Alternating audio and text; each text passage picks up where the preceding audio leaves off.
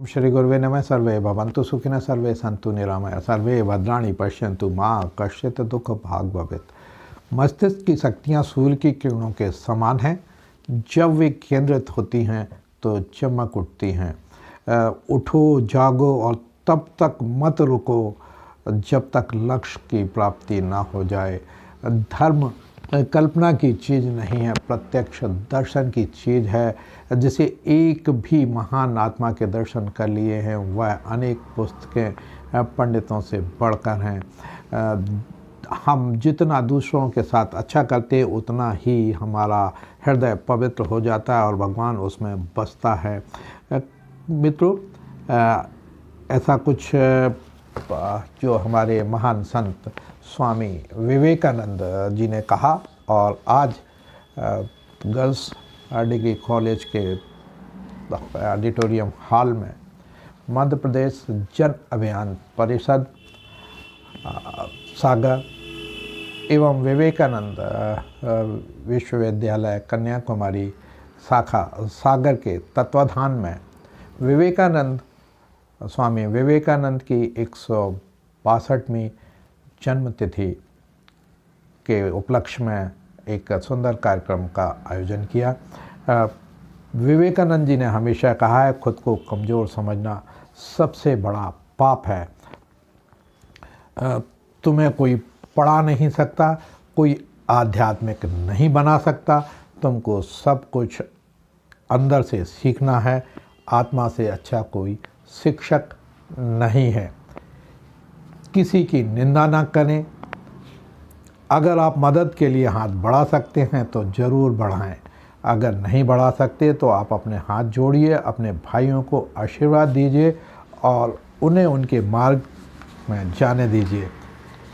यही दुनिया है। यदि तुम किसी का उपकार करो तो लोग उसे कोई महत्व नहीं देंगे, किंतु ज्यों ही तुम उस कार्य को बंद कर दो वे तुरंत तुम्हें बदमाश प्रमाणित करने में नहीं हिचकिचाए जाएंगे।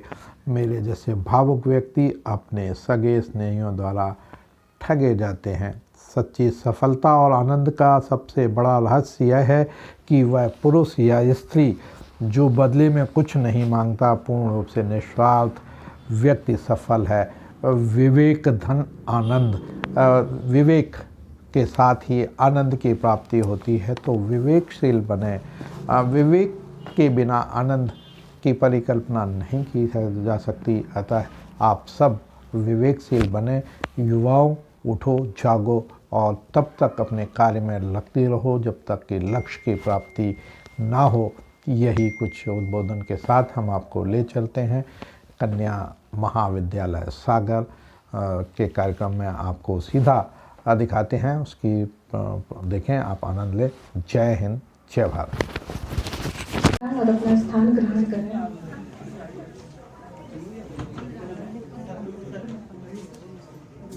जो कि जिला न्यायाधीश एवं सचिव विधिक सेवा प्राधिकरण सागर में पोस्टेड है। मुख्य वक्ता के रूप में हमारे बीच में श्री सुनील देव जी हैं, मध्य क्षेत्र सामाजिक समरसता संयोजक राष्ट्रीय स्वयं सेवक संघ से, और अध्यक्षता आज के कार्यक्रम की कर रहे हैं श्री धर्मेश शर्मा जी, नगर संचालक विवेकानंद केंद्र कन्याकुमारी सागर।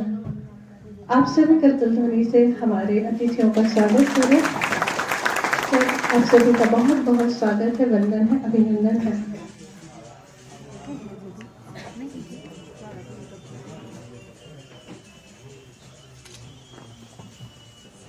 युवा चित्ती को जागृत करने वाले क्रांतिकारी युवा सन्यासी, दूरदृष्टा, युग महापुरुष, दिग्विजयी सन्यासी के अवतरण दिवस को हम राष्ट्रीय युवा दिवस के रूप में मना रहे हैं। आप सभी को बहुत बहुत बधाइयाँ, शुभकामनाएं। मंचासीन सभी अतिथिगणों से विनम्र निवेदन है कि आप विवेकानंद जी के चित्र पर माल्यार्पण कर एवं दीप प्रज्वलन कर कार्यक्रम की शुभारंभ के लिए अनुमति प्रदान करना। अगर तगर विमोचन केशर अष्टगंध पर ध्यान धरें, सिंदूर तिलक मस्तक चंदन फल पुष्प प्रदान करें। गंध धूप दीप से पूजन हो विवेकानंद जी का। हृदय करतल और शंख प्रस्तुत करें।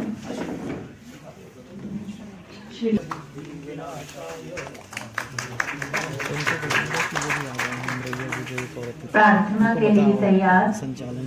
कमर और एक गहरी से भी आंखें बंद, 3 ओंकार एक साथ।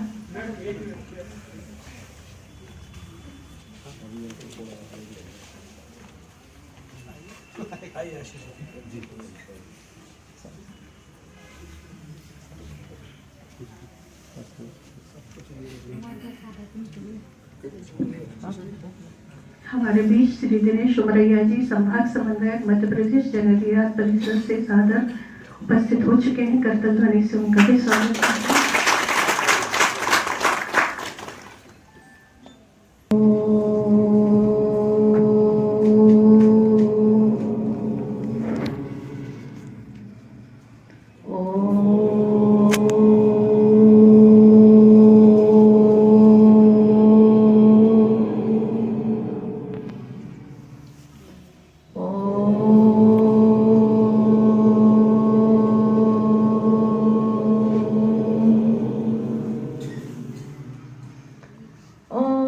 सहनावतु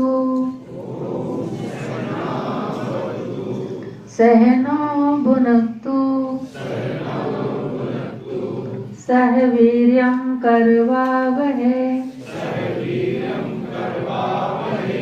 तेजस्विनावधीतमस्तु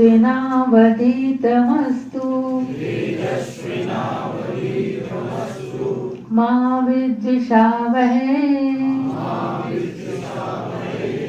ओम शांति शांति शांति।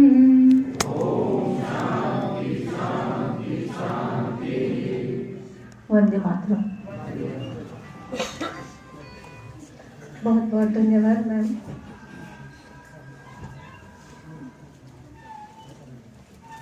अतिथि देवो भव, अतिथि देवो भव कहती है ये भारत की धरा। स्वागत करके आपका हम निभा रहे ये परंपरा। स्वागत श्रृंखला की शुरुआत करते हुए सर्वप्रथम मैं हमारे मुख्य अतिथि के स्वागत के लिए यहाँ पर आमंत्रित करती हूँ श्री अनिल सोनी जी को, जो कि व्यवस्था प्रमुख विवेकानंद केंद्र सागर से हैं। सर आप आए और सर का स्वागत पुष्पगुच्छ देते हुए करें।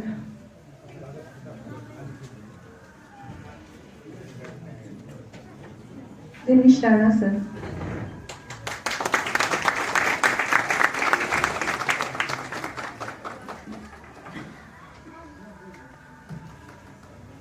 इसके पश्चात आज के कार्यक्रम के मुख्य वक्ता श्री सुनील देव जी, मध्य क्षेत्र सामाजिक समरसता संयोजक, राष्ट्रीय स्वयंसेवक सर सांगली सागर के स्वागत के लिए मैं श्री नील रत्न पात्रा जी को सादर आमंत्रित करती हूँ। सर आप आए और सर का स्वागत करें।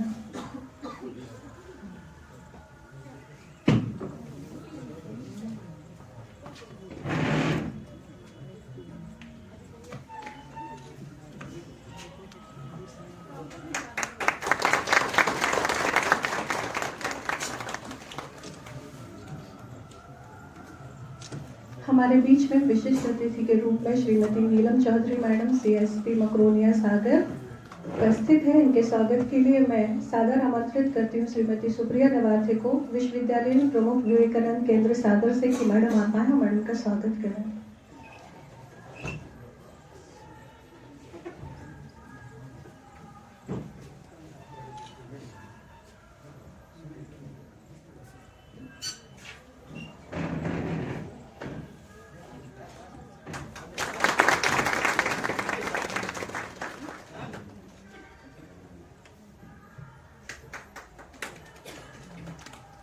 विशिष्ट अतिथि श्री दिनेश उमरैया जी, संभाग समन्वयक, मध्य प्रदेश जन अभियान परिषद सागर के स्वागत के लिए मैं श्री संदीप रैकवार जी को सादर आमंत्रित करती हूँ कि आप आए, सर का स्वागत करें।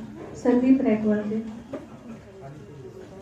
परामर्शदाता मुख्यमंत्री सामुदायिक नेतृत्व क्षमता विकास कार्यक्रम जन अभियान परिषद सागर सेना।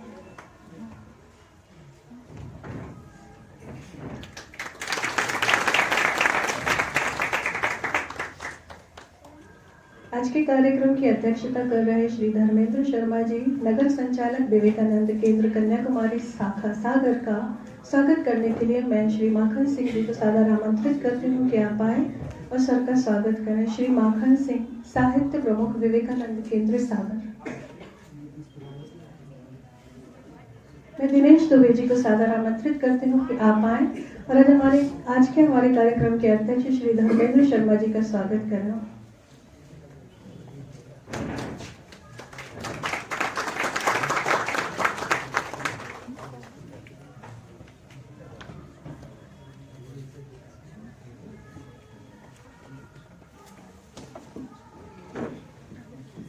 कार्यक्रम को आगे बढ़ाते हुए स्वागत श्रृंखला के पश्चात अब उद्बोधन के लिए मैं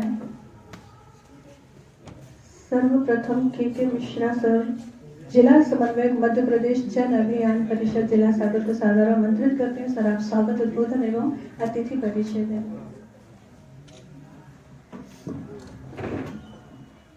बोलिए भारत माता की जय, वंदे मातरम।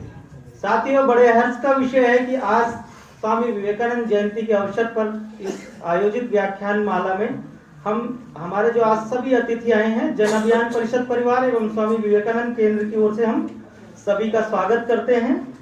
और इस स्वागत परिचय की कड़ी में सबसे पहले मैं माननीय मुख्य अतिथि महोदय का परिचय कराना चाहूंगा। श्री दिनेश सिंह राणा जी हैं। आप जिला न्यायाधीश हैं एवं वर्तमान में सचिव विधिक सेवा प्राधिकरण के रूप में कार्यरत हैं। हम चाहते हैं आप लोग जोरदार करतब ध्वनि से एक बार हमारे मुख्य अतिथि महोदय का स्वागत करें। आज के हमारे इस कार्यक्रम के मुख्य वक्ता श्री सुनील देव जी भाई साहब हैं। आप मध्य क्षेत्र सामाजिक समरसता संयोजक राष्ट्रीय स्वयंसेवक संघ हैं। भाई साहब का मार्गदर्शन हम सबको मिलता रहता है। भाई साहब का भी करतब ध्वनि से आप लोग सब स्वागत करें। आज के इस कार्यक्रम की अध्यक्षता श्री धर्मेंद्र शर्मा जी, नगर संचालक विवेकानंद केंद्र कन्याकुमारी शाखा सागर, आप कर रहे हैं। कर्तव्य ध्वनि से आपका एक बार सभी लोग स्वागत करें। आज के हमारे विशिष्ट अतिथि श्री दिनेश उमरैया जी हैं, जो जन अभियान परिषद के संभाग समन्वयक जी हैं।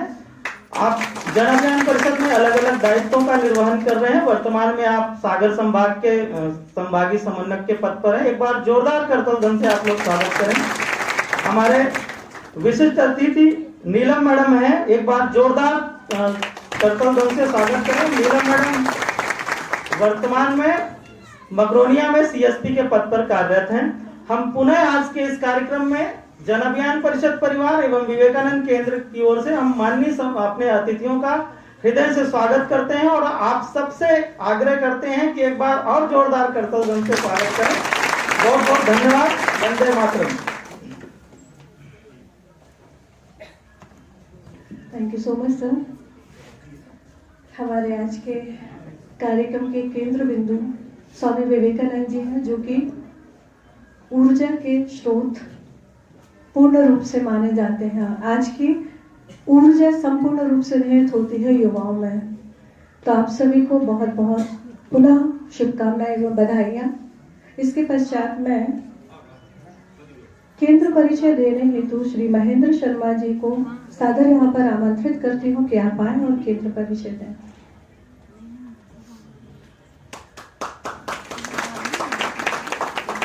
सम्मानित मंच, अभ्यागत वृंद, आप सभी को मेरा प्रणाम। विवेकानंद केंद्र कन्याकुमारी अध्यात्म प्रेरित सेवा संगठन मनुष्य निर्माण से राष्ट्र पुनरुत्थान ऐसा विषय लेकर काम करता है। और इस संगठन की जो स्थापना हुई उसके पीछे का उद्देश्य क्या रहा, मैं उन बातों को आपके सामने रखता हूँ। स्वामी विवेकानंद अपने गुरु से पूरी शिक्षा ग्रहण करके उनसे दीक्षा लेकर 4 वर्ष तक भारत का भ्रमण करते रहे। 4 वर्ष तक कश्मीर से कन्याकुमारी और अटक से कटक तक उन्होंने भ्रमण किया। उस भ्रमण के दौरान उन्होंने गरीब से गरीब, दरिद्र से दरिद्र, अमीर से अमीर तक, राजा से रंक तक, पगडंडियों पर चलने वाले किसान, बिजनेस करने वाले बिजनेसमैन, सबके साथ वो संपर्क में आए। और सारे संपर्कों के बाद उनको पता चला कि मेरी देश की स्थिति क्या है और मुझे करना क्या है। और उस पूरी यात्रा को करने के बाद में वे कन्याकुमारी पहुंचे 25, 26, 27 दिसंबर 1892। कन्याकुमारी पहुंचने के बाद में उनको लगता है कि मैंने मेरी भारत माता का स्थूल रूप से दर्शन किया, लेकिन अब मेरे को करना क्या है। वो सारे भावों को लेकर वो समुद्र तट पे पहुंचते हैं। उनके मन में भाव आता है कि जिस स्थान पर, जिस शिला पर माता पार्वती ने कन्याकुमारी के रूप में वहां पर हजारों वर्षों तक आदिनाथ भगवान शिव का ध्यान किया था, शायद हो सकता है उसी शिला पर जाने के बाद में मेरे को मेरा उद्देश्य पता चले। वो मछुआरों को बोलते हैं कि मुझे वहां तक पहुंचा दीजिए। उन्होंने मना किया, वे समुद्र में छलांग लगा गए। मछुआरों ने आवाज लगाई, आप मर जाओगे, मछलियां हैं, शार्क मछलियां हैं, खा जाएगी, ईश्वर को काम करवाना है। कूद गए, शिला पर पहुंचे, उत्तराभिमुख होकर 3 दिन 3 रात तक वहां पर स्वामी जी ने ध्यान किया। ध्यान करने के बाद भारत माता का साक्षात्कार हुआ, भूत, वर्तमान और भविष्य। उसी समय उन्होंने ध्येय लिया था कि मेरे देश के हजारों युवक युवतियां राष्ट्र पुनरुत्थान के लिए काम करें। उसी उद्देश्य को लेकर माननीय एकनाथ जी रानड़े ने विवेकानंद केंद्र की स्थापना की। उस विवेकानंद केंद्र में मनुष्य निर्माण से राष्ट्र पुनरुत्थान को लेकर 3 कार्य पद्धतियां काम करती हैं। संस्कार वर्ग, छोटे छोटे बच्चों के अंदर इस राष्ट्र के प्रति, इस मातृभूमि के प्रति अच्छे भाव पैदा हो, वो मन में एक संकल्प लेकर बड़े हों। उसके साथ में युवाओं के लिए और सभी के लिए, प्रबुद्ध नागरिकों के लिए स्वाध्याय वर्ग के माध्यम से राष्ट्र से जुड़ी हुई जो हमारी संपदा है, यानी पुस्तकों के रूप में स्वयं से जुड़ी हुई हमारी आत्मिक संपदा है, उससे जुड़ी हुई जो शास्त्र हैं उनका स्वाध्याय करें, स्वयं का अध्ययन करें, राष्ट्र का अध्ययन करें। इस हेतु से युवाओं के लिए और इसके बाल संस्कार वर्ग, स्वाध्याय वर्ग और योग वर्ग। योग एक जीवन जीने की कला है, वह सबके बीच में आनी चाहिए। इसको लेकर ये 3 कार्य पद्धतियां हैं।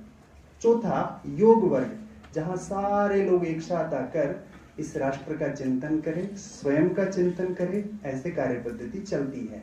पूरे देश भर के अंदर लगभग 1000 से ज्यादा शाखाएं विवेकानंद केंद्र की चलती है और विभिन्न सेवा प्रकल्प चलते हैं। अगर हम दक्षिण से बात करते हैं तो कन्याकुमारी हेडक्वार्टर है और वहां पर नारडेप, natural resources development programme, RDP, rural development programme, ग्रामीण लोगों के लिए काम करना, प्रकृति के साथ मिलकर कैसे काम करें उसके लिए काम करना।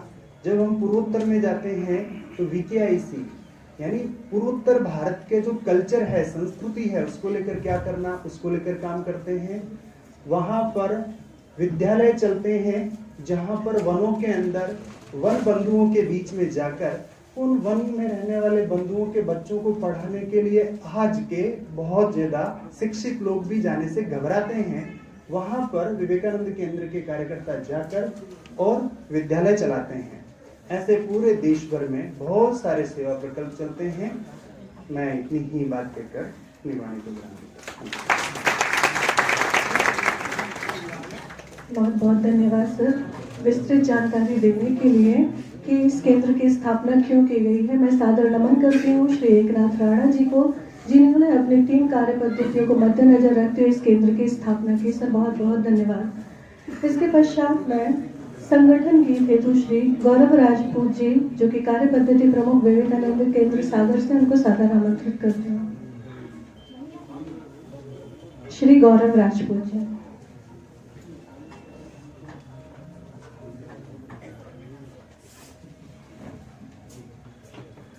जिनके ओजस्वी वचनों से, एकल गीत है, समय कम है इसलिए आप सुनेंगे ध्यान से। जिनके ओजस्वी वचनों से गूंज उठा था विश्व गगन, वही प्रेरणा पुंज हमारे स्वामी पूज्य विवेकानंद। जिनके ओजस्वी वचनों से गूंज उठा था विश्व गगन, वही प्रेरणा पुंज हमारे स्वामी पूज्य विवेकानंद। जिनके माथे गुरु कृपा थी, देव के गुण आलोक भरा, अद्भुत प्रज्ञा प्रगति जग में, धन्य धन्य यह पुण्य धरा, धन्य धन्य यह पुण्य धरा। सत्य सनातन परम ज्ञान का, सत्य सनातन परम ज्ञान का जो करते अभिनव चिंतन, वही प्रेरणा पुंज हमारे स्वामी पूज्य विवेकानंद। वही प्रेरणा पुंज हमारे स्वामी पूज्य विवेकानंद। जिनका फौलादी भुजबल था, हर संकट में सदा अटल। मर्यादित तेजस्वी जीवन, सजग समर्पित था हर पल। सजग समर्पित था हर पल। हो निर्भय जो करे गर्जना, हो निर्भय जो करे गर्जना, जिनके अंतस दिव्य अगन। वही प्रेरणा पुंज हमारे स्वामी पूज्य विवेकानंद। जिनके ओजस्वी वचनों से, जिनके ओजस्वी वचनों से गूंज उठा था विश्व गगन। वही प्रेरणा पुंज हमारे स्वामी पूज्य विवेकानंद। जिनके रोम रोम में करुणा, समरस जन जीवन की चाह। नष्ट करे सारे भेदों को, सेवा व्रत ही सच्ची राह। सेवा व्रत ही सच्ची राह। दरिद्र ही नारायण जिनका, दरिद्र ही नारायण जिनका, हर धड़कन में अपनापन। वही प्रेरणा पुंज हमारे स्वामी पूज्य विवेकानंद। जिनके मन था स्वप्न महान, हो भारत का पुनरुत्थान। जीवन दीप जला कर पाए गौरव में वैभव सम्मान। गौरव में वैभव सम्मान। जगती में सब सुखद सुमंगल, जगती में सब सुखद सुमंगल। बहे सुगंधित मुक्त पवन।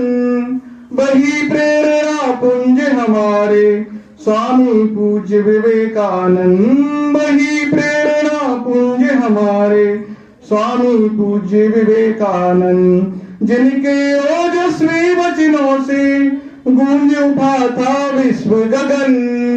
वही प्रेरणा पुंज हमारे स्वामी पूज्य विवेकानंद। वही प्रेरणा पुंज हमारे स्वामी पूज्य विवेकानंद। वही प्रेरणा पुंज हमारे स्वामी पूज्य विवेकानंद। बोलो भारत माता की, भारत माता की। वंदे वंदे। बहुत बहुत धन्यवाद सर।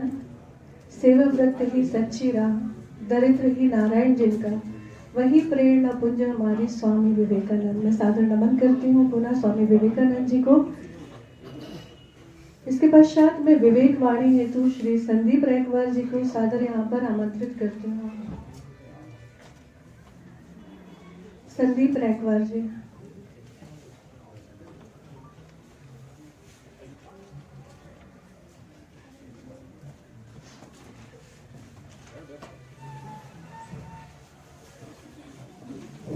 सभी को वंदे मातरम। जो आज्ञा पालन करना जानता है वही आज्ञा पालन देना भी जान सकता है। पहले आज्ञा पालन सीखो। इन समस्त देशों में भी स्वतंत्रता की तीव्र भावना के साथ ही आज्ञा पालन की भावना भी उतनी ही तीव्र है। हम सभी अपने को महत्वपूर्ण समझते हैं, जिसके कारण कोई कर्तव्य नहीं हो पाता। महान उद्यम, असीम उत्साह, प्रचंड शक्ति और इन सबसे ऊपर पूर्ण आज्ञाकारिता केवल उन्हीं गुणों के सहारे व्यक्तिगत एवं राष्ट्रीय पुनरुत्थान संभव है। इन गुणों का हम में सर्वत्र अभाव है। स्वामी विवेकानंद।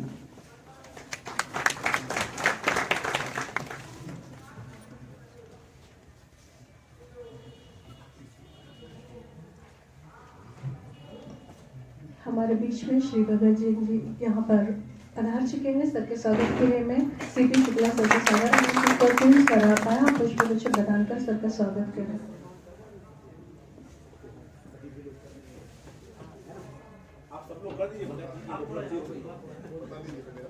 सर आप थोड़ा सा इंट्रोड्यूस कर दीजिए। वंदे मातरम। आज बड़ा सौभाग्य का विषय है कि हमारे बीच पतंजलि के राज्य प्रभारी के रूप में नियुक्त सम्मानीय भगत सिंह जी हैं, जो निष्काम भाव से योग के माध्यम से पूरे राष्ट्र को इस सागर और बुंदेलखंड के लिए रोग मुक्त बनाने के लिए एक मिशन के तहत लगे हुए हैं और पूरी ऊर्जा और समर्पण के साथ सुबह 5 बजे से अपने मिशन में लगे रहते हैं। हम बड़े गौरवान्वित हैं कि हमारे मंच पर हैं और मैं आदरणीय के मिश्रा जी, जिला समन्वयक जी, सभी अतिथियों से अनुरोध करूंगा कि भगत सिंह जी की इस उपलब्धि पर, उनके निष्काम कर्मयोग पर, कि अद्भुत जिजीविषा जो योग के प्रति है, बाबा रामदेव के प्रति, पतंजलि के प्रति, हाँ, मध्य प्रदेश का राज्य प्रभारी को नियुक्त किया गया है। हम सब बड़े गौरवान्वित हैं। भगत सिंह जी का सम्मान समूचे सागर का सम्मान है। मैं पतंजलि की तरफ से, विवेकानंद केंद्र की तरफ से, सारी संस्थाओं की तरफ से उनका कोटि कोटि धन्यवाद और आभार करता हूं कि वो पधारे हमारे कार्यक्रम में। बहुत बहुत धन्यवाद सर। सर आपका हम सभी की तरफ से पुनः स्वागत है, वंदन है, अभिनंदन है। इसके पश्चात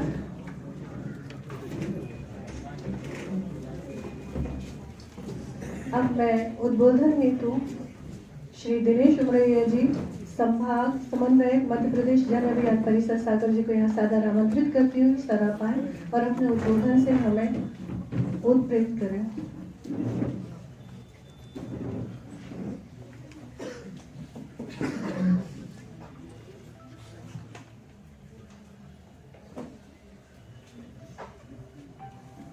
मध्य प्रदेश जन अभियान परिषद एवं विवेकानंद केंद्र के संयुक्त तत्वाधान में आज स्वामी विवेकानंद जी की 161वीं जयंती हम मना रहे हैं।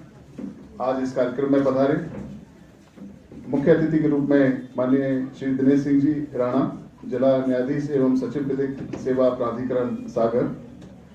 मुख्य वक्ता के रूप में आज हमारे बीच मंच पर आसीन हैं मध्य क्षेत्र सामाजिक समरसता संयोजक राष्ट्रीय स्वयंसेवक संघ के प्रमुख श्री सुनील देव जी भाई साहब। विशिष्ट अतिथि के रूप में हमारे बीच मौजूद हैं CSP दीदी नीलम चौधरी जी मकरोनिया से। भाई साहब आज के कार्यक्रम की अध्यक्षता कर रहे हैं श्री धर्मेंद्र शर्मा जी, नगर संचालक विवेकानंद केंद्र कन्याकुमारी शाखा सागर। हमारे बीच मौजूद हैं श्री भगत सिंह जी, राज्य प्रभारी, अभी उन्हें नियुक्त किया गया है, बहुत बहुत बधाई। तो आज हम स्वामी विवेकानंद जी की 161वीं जयंती के अवसर पर सभी लोग एकत्रित हुए हैं। इस अवसर पर आप लोग सभी लोगों को बहुत बहुत बधाई, बहुत बहुत शुभकामनाएं। मैं आपको अवगत कराना चाहूंगा कि मध्य प्रदेश जन अभियान परिषद विगत लंबे समय से सामाजिक क्षेत्र को जोड़ने के लिए, सामाजिक क्षेत्र में और ग्राम स्तर पर ग्राम जन जागरण के लिए आदर्श ग्राम की संकल्पनाओं को स्थापित करने के लिए काम कर रहा है। परिषद की बहुत सारी योजना है, प्रस्फुटन योजना, नवांकुर योजना। वर्तमान में हम युवाओं के साथ काम कर रहे हैं। CNCDP के अंतर्गत माननीय मुख्यमंत्री सामुदायिक नेतृत्व क्षमता विकास पाठ्यक्रम के अंतर्गत BSW स्नातक डिग्री और MSW प्रास्नातक डिग्री का कार्यक्रम जन अभियान परिषद के द्वारा संचालित किया जा रहा है, जिसके अंतर्गत पूरे मध्य प्रदेश में 313 विकास खंडों में प्रति रविवार को इन कक्षा को संचालन बड़े स्तर पर किया जाता है। आज लगभग 50,000 छात्र पूरे मध्य प्रदेश में इस कोर्स से जुड़े हुए हैं और इस कोर्स से जुड़कर केवल वो डिग्री प्राप्त नहीं कर रहे हैं। आज हम युवा उत्सव की बात कर रहे हैं, युवा सशक्तिकरण की बात कर रहे हैं। इस कोर्स से जुड़कर के वो सामाजिक जीवन में हम किस प्रकार से सक्रिय रह सकते हैं, किस प्रकार हम अपना योगदान दे सकते हैं, किस प्रकार हम अपने आप को ऊर्जावान बनाए रख सकते हैं, इसके लिए वो अपने आत्म जो जीवन है उसको परिपूर्ण करने के लिए प्रयास कर रहे हैं। वो लोग सीखते हैं कि संवाद कौशल क्या होता है। तो आज हम बात कर रहे हैं स्वामी विवेकानंद जी की। हम 2-3 प्रसंगों के साथ में अपनी बात को शुरुआत करूंगा कि हमारा एक विचार हमारे नजरिए को बदल सकता है, हमारे जीवन को बदल सकता है। स्वामी विवेकानंद जी एक बार एक सरोवर के किनारे घूम रहे थे, टहल रहे थे वहां पर। तो सामने से कुछ बंदर आते हैं।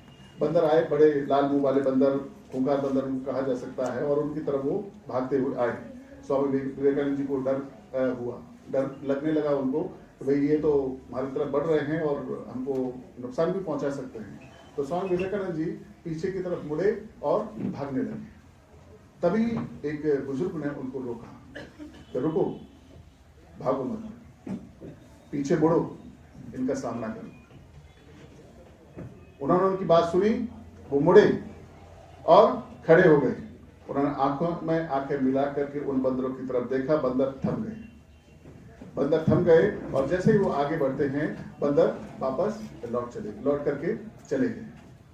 इसका मतलब क्या है कि यदि हम समस्याओं से भागते रहेंगे तो समस्याओं का समाधान कभी मिलेगा नहीं, समस्याएं हमारा पीछा हमेशा करती रहेंगी। तो उन्होंने उनका आत्मविश्वास को जागृत किया और उन्हें समस्या से लड़ने का समाधान दिया कि भाई हम किसी समस्या के सामने अगर खड़े हो जाएंगे तो हमें समाधान उसका मिलेगा।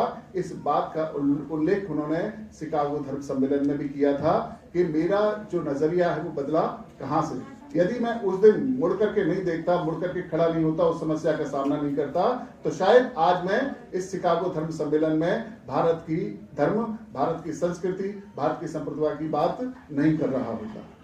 तो हमें हमारे सामने जब भी कोई समस्या आती है, निश्चित मानिए आपके, जब भी हम किसी अपने लक्ष्य के करीब होते हैं तो हमें मायूसी आ जाती है, हमें निराशा आ जाती है। हम जब लक्ष्य के करीब होते हैं, जब किसी मंजिल को प्राप्त करने के लिए किसी पहाड़ पर अगर चढ़ रहे होते हैं, तब भी हमें निराशा होती है, पूरी थकान आ जाती है, आगे हम बढ़ नहीं पाते। आप मान लीजिए कि वही आपके लक्ष्य के करीब पहुंचने का एक समय है। बस थोड़ा सा धैर्य और रखें और आप आगे बढ़ जाएंगे। दो प्रसंग और भी ध्यान में आते हैं कि एक बार वो हिमालय की स्वामी विवेकानंद जी हिमालय की यात्रा कर रहे थे। उन्होंने देखा कि एक बुजुर्ग हैं, वो बैठे हुए हैं, वो अपने कभी पैरों की तरफ देखते हैं तो कभी अपने आगे के रास्ते को देखते हैं।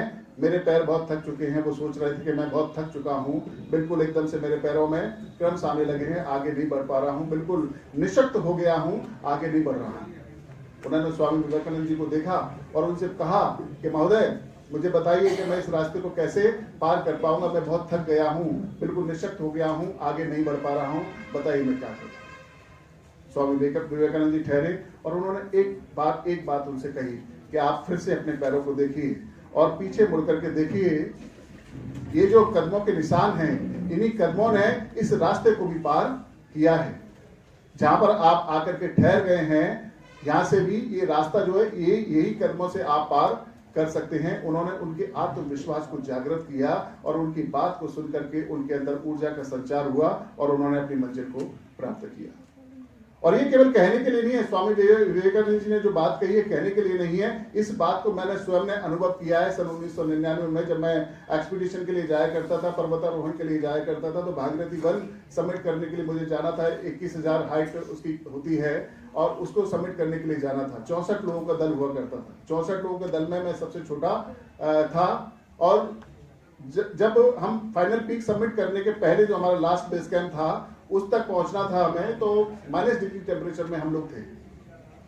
और जब मैं चल रहा था, 23 किलो वजन मेरे साथ था, मेरी पीठ पर 23 किलो वजन था और हम चल रहे थे, तो मैं इतना थक चुका था कि मेरा एक एक कदम मेरे कदमों को मोड़ रहा था, क्रम्स आने लगे थे, ऑक्सीजन में प्राप्त नहीं कर पा रहा था।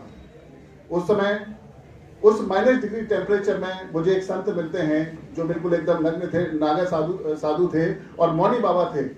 मैं उनके पास गया, उनको चरण स्पर्श किए, मैंने उनकी तरफ देखा कि मैं बड़े आगे नहीं बढ़ पा रहा हूं। उन्होंने मेरे सिर पर हाथ रखा, कुछ मुझे प्रसाद दिया, मैंने उसको खाया और उसके बाद मेरी गति बहुत तेज हो गई और जो मैं सबसे पहले पीछे था, कुछ ही समय में मैं सबसे आगे पहुंच गया था। और उन 64 लोगों में से जो फाइनल पीक सबमिट करने वाले 7 लोग थे, उन 7 लोगों में मेरा नाम शामिल था और मैं उसमें सबसे छोटा व्यक्ति था, उम्र की लिहाज से। ये 1999 की बात है। तो केवल स्वामी विवेकानंद जी ने जो बात कही है, जो आत्मविश्वास जागृत करने की बात कही है, वो कोई थोड़ी बात नहीं है। अगर हम सोचते हैं और हम किसी में विश्वास करते हैं, अपने आत्मविश्वास को जागृत करते हैं, तो निश्चित मानिए कि आप अपने लक्ष्य से कभी डिग नहीं सकते हैं। आप हमेशा अपने लक्ष्य को प्राप्त करेंगे। एक प्रसंग और ध्यान में आता है कि जब वो एक विदेश में कहीं भ्रमण पर थे, तो उन्होंने देखा कुछ युवा एक ब्रिज के ऊपर खड़े होकर के और नदी में अपने एयर गन से कुछ निशाना लगा रहे हैं। उन्होंने पास जाके देखा तो सब लोग बहुत देर से निशाना वो लगा रहे थे, लेकिन किसी का निशाना नहीं लग रहा था। उन्होंने पूछा क्या कर रहे हो, तो उन्होंने कहा कि हम निशाना लगा रहे हैं, लग नहीं रहा है। उन्होंने गन ली उनसे, एयर गन उन्होंने अपने हाथ में ली और उन्होंने फिर उस नदी में तैरते हुए जो अंडे के छिलके थे, अंडे थे, उन पर निशाना लगाया और एक के बाद एक 10 निशाने उन्होंने लगाए और 10 की 10 सटीक निशाने उनके लगते हैं। तो युवा उनसे पूछते हैं कि स्वामी जी, हम इतनी देर से निशाना लगा रहे थे, एक निशाना नहीं लगा और आपने 10 निशाने लगाए, 10 ही अचूक थे और 10 के 10 निशान जाकर के लगे, कैसे? तो उन्होंने उनको कहा कि जब भी आप किसी कार्य को करना चाहें तो अपना 100% जो माइंड है उस पर आपका केंद्रित होना चाहिए। आपका ध्यान आपके कार्य पर केंद्रित होना चाहिए, आपका ध्यान आपके लक्ष्य पर केंद्रित होना चाहिए। निश्चित ही आप अपने लक्ष्य को प्राप्त कर पाएंगे, निश्चित ही उस लक्ष्य को भेद पाएंगे। तो उन्होंने उनके आत्मविश्वास की बात करते हैं, वो साहस की बात करते हैं, वो पॉजिटिव थिंकिंग की बात करते हैं। आज समाज में हमारा युवा है, आज युवा उत्सव भी है और पूरे देश में आज युवा शक्ति के नाम से योजना का भी उद्घाटन हो रहा है। युवा शक्ति की आज पहचान हो रही है पूरे विश्व में। अगर सबसे ज्यादा युवा हैं तो हमारे भारत देश के अंदर युवा हैं। तो युवाओं को अपने साहस को, अपने कौशल को जागृत करना होगा, अपने कम्युनिकेशन स्किल है उसको सुधारना होगा, अपने जो साहस है उसको जागृत करना होगा। हर एक व्यक्ति यहाँ बैठे हुए हैं, हम यहाँ 60-80 साल के बुजुर्ग भी, हमारे युवा भी हमारे बीच हैं और हमारे यहाँ 20 साल का युवा भी यहाँ बैठा हुआ है। हमें चाहते हैं कि 80 साल की अगर उम्र भी अगर आपने प्राप्त कर ली है, उस समय भी अगर आप सीख रहे हैं तो आप बुजुर्ग नहीं, आप 80 साल के युवा हैं। और यदि 20 साल की उम्र में आपका शरीर ढल गया है, लटक गया है और आपकी सोच वृद्धों की तरह ऐसी हो गई है कि अब तो जीवन में कुछ नहीं हो सकता, तो 20 साल की उम्र में भी आपने उस वृद्धावस्था को प्राप्त कर लिया है जो उस समय में प्राप्त नहीं करना चाहिए थी। तो आपसे यही कहना चाहेंगे कि आप अपने जीवन में, आपकी उम्र कुछ भी हो सकती है, लेकिन अगर आप हमेशा सीखने के लिए ललक अपने अंदर जागृत रखते हैं, आप प्रश्नों को देख सकते हैं, आप मुद्दों को देख सकते हैं, आप लोगों की सहायता कर सकते हैं, नए कुछ विचार दे सकते हैं, तो आप चिर जीवन जो है ना युवा रह सकते हैं। और अगर हमने ये सोच लिया कि कुछ भी नहीं हो सकता, आगे सब अंधेरा है, तो फिर हम युवा अवस्था में ही बुजुर्गता को हम प्राप्त कर लेंगे। ज्यादा अच्छा है, आज स्वामी विवेकानंद जी 39 साल की उम्र में हमें वो चेतना दे गए कि आज पूरा विश्व उनको याद करता है। पूरे भारत में आज स्वामी विवेकानंद जी की जयंती को हम मना रहे हैं। तो 39 साल की उम्र में भी हम बहुत कुछ दे सकते हैं और 100 साल की उम्र जीने के बाद भी हम ऐसे हो सकते हैं कि गुमनामी के अंधेरे में डूब जाएं और हम आए क्यों थे और गए क्यों, कोई उसका पता नहीं रहेगा। तो हम भले ही कम जीवन हो, लेकिन कुछ ऐसा कर जाएं जिससे कि लोग हमको याद रखें। इसी बात के साथ अपनी बातचीत को विराम दूंगा। बहुत बहुत धन्यवाद आपको। वंदे मातरम, जय भारत, जय हिंद। बहुत बहुत धन्यवाद सर। हमें निरंतर प्रयास करते रहना चाहिए और तब तक प्रयास करते रहना चाहिए जब तक कि हमें अपने उद्देश्य की प्राप्ति ना हो। इसके पश्चात मैं दुबे सर को यहाँ पे सादर आमंत्रित करना चाहती हूँ कि सर धर्मेश शर्मा सर को यहाँ सादर आमंत्रित करना चाहते हैं कि सर आप आए और उद्बोधन से अपना उद्देश्य प्रेषित करें। धन्यवाद मैम। एक्चुअली कार्यक्रम का बीच में व्यवधान उत्पन्न हुआ है, लेकिन मैं क्षमा प्रार्थी हूँ। भगत सिंह जी को असली में अभी तुरंत ही भोपाल जाना है, इसलिए वो इजाज़त चाह रहे थे। तो मुख्य अतिथि महोदय से निवेदन है और उनसे कि उनको भोपाल निकलना है, इसलिए मैंने मैडम से बोला कि मुझे थोड़ा सा बुला लें ताकि मैं घोषणा कर सकूं। धन्यवाद।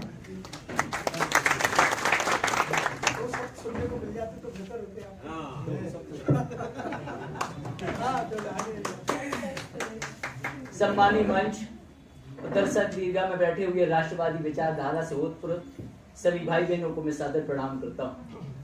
सागर की यह पावन धरती और जहां स्वामी विवेकानंद जी का युवा महोत्सव हो, तो यह गहराई में उतरना पड़ता है। तो ऐसी कौन आन जान पड़ी कि जन अभियान परिषद तथा राष्ट्रवादी विचारधारा के भाई इस बात को विचार करें कि हमें इस राष्ट्र को परम वैभव पर कैसे पहुंचाएंगे, उस लक्ष्य को कैसे तय करें।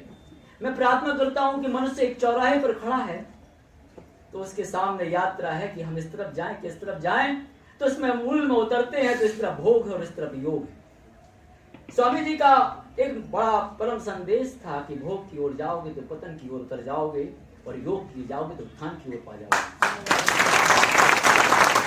एक प्रसिद्ध वाक्य उनका है जो आज भी जीवित है, और वो है कि भारत धरती की जो परंपरा और संस्कृति है यह विश्व में विश्व गुरु बनेगी, वो आज भी जीवित है, हम सबके दिल में जीवित है और हम उसके राज के लिए संकल्पित हैं।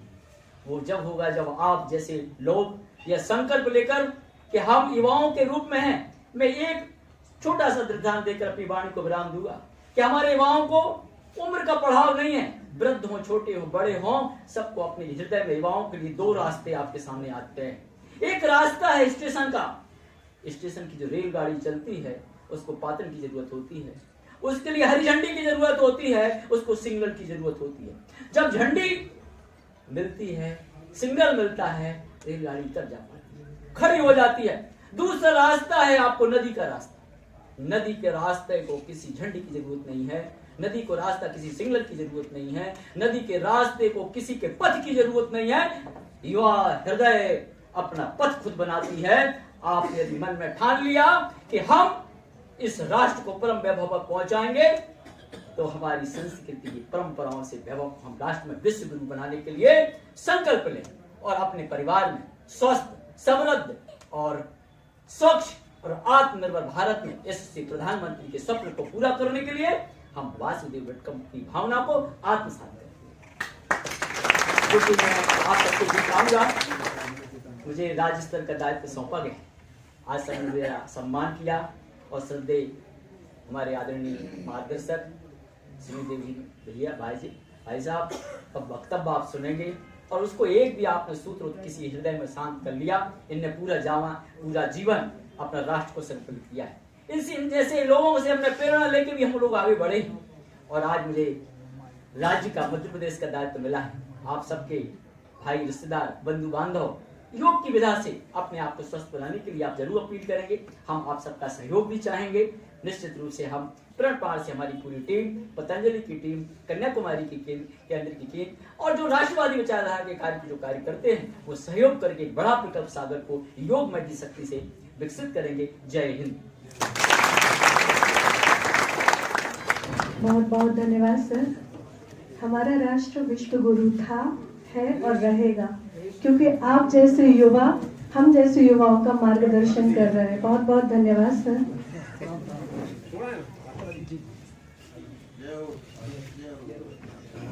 इसके पश्चात मैं नीलम मैडम को यहाँ सादर आमंत्रित करती हूँ कि मैडम आए और आप तो नारी शक्ति है, युवा भी है, डबल शक्ति है आपके अंदर, तो अपनी ऊर्जा हम सभी को प्रदान करें। आप सभी को मेरा नमस्कार। और स्वामी विवेकानंद जी की जयंती पे जन अभियान परिषद और युवात्सव के जो अपना अवसर है इसमें आपको बहुत बहुत शुभकामनाएं। आप बहुत अच्छा कार्य कर रहे हैं। मैं हमेशा कहती हूँ कि विवेकानंद जी युवाओं के प्रेरणा स्रोत थे। उन्होंने हमेशा कहा है कि the power is with in you. आप चाहें तो आप सब कुछ कर सकते हैं, आप चाहें तो ये विश्व बदल सकते हैं। बस आपको आंख बंद करके नहीं बैठना है कि विश्व में कितना अंधकार है। आप आंख खोलेंगे, आप देखेंगे, आप प्रयास करेंगे तो आप अपना क्षेत्र, अपना राष्ट्र है उसमें उस राष्ट्र के निर्माण में अपना महत्वपूर्ण योगदान दे सकते हैं। मैं बहुत जो सम्मानीय मंच है इसमें मैं बहुत एक्सपीरियंस तो रही हूँ। मैं अभी सभी से सीख ही रही हूँ और साथ में इस मंच का मैं बहुत बहुत स्वागत करती हूँ, बहुत बहुत धन्यवाद करती हूँ कि मुझे इस आयोजन में बुलाया गया है। और मैं सिर्फ अपने साथियों को, युवा साथियों को बस यही एक संदेश देना चाहती हूँ कि जो हमारे स्वामी विवेकानंद हैं, इनकी जो वाणी है, इनके जो वक्तव्य है, इनका ज़रूर आप पालन करें। और साथ में अगर उन्होंने जो संदेश दिए हैं, उन्होंने यही बोला है कि युवा है वो राष्ट्र का निर्माता होता है। आप अपने विचारों को शुद्ध रखें, अपने विचारों को हमेशा मोटिवेटेड रखें और एक अच्छी पॉजिटिव एनर्जी में लगा के रखें, जिससे हम सिर्फ एक स्वयं के सिर्फ विकास नहीं कर सके, हम अपने राष्ट्र का भी निर्माण कर सकें और एक राष्ट्र को एक सही दिशा दे सकें। Thank you.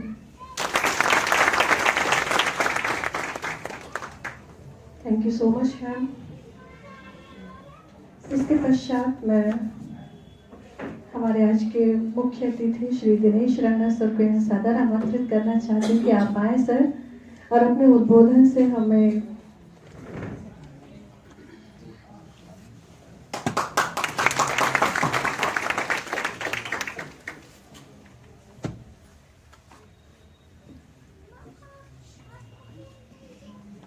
Thank you madam.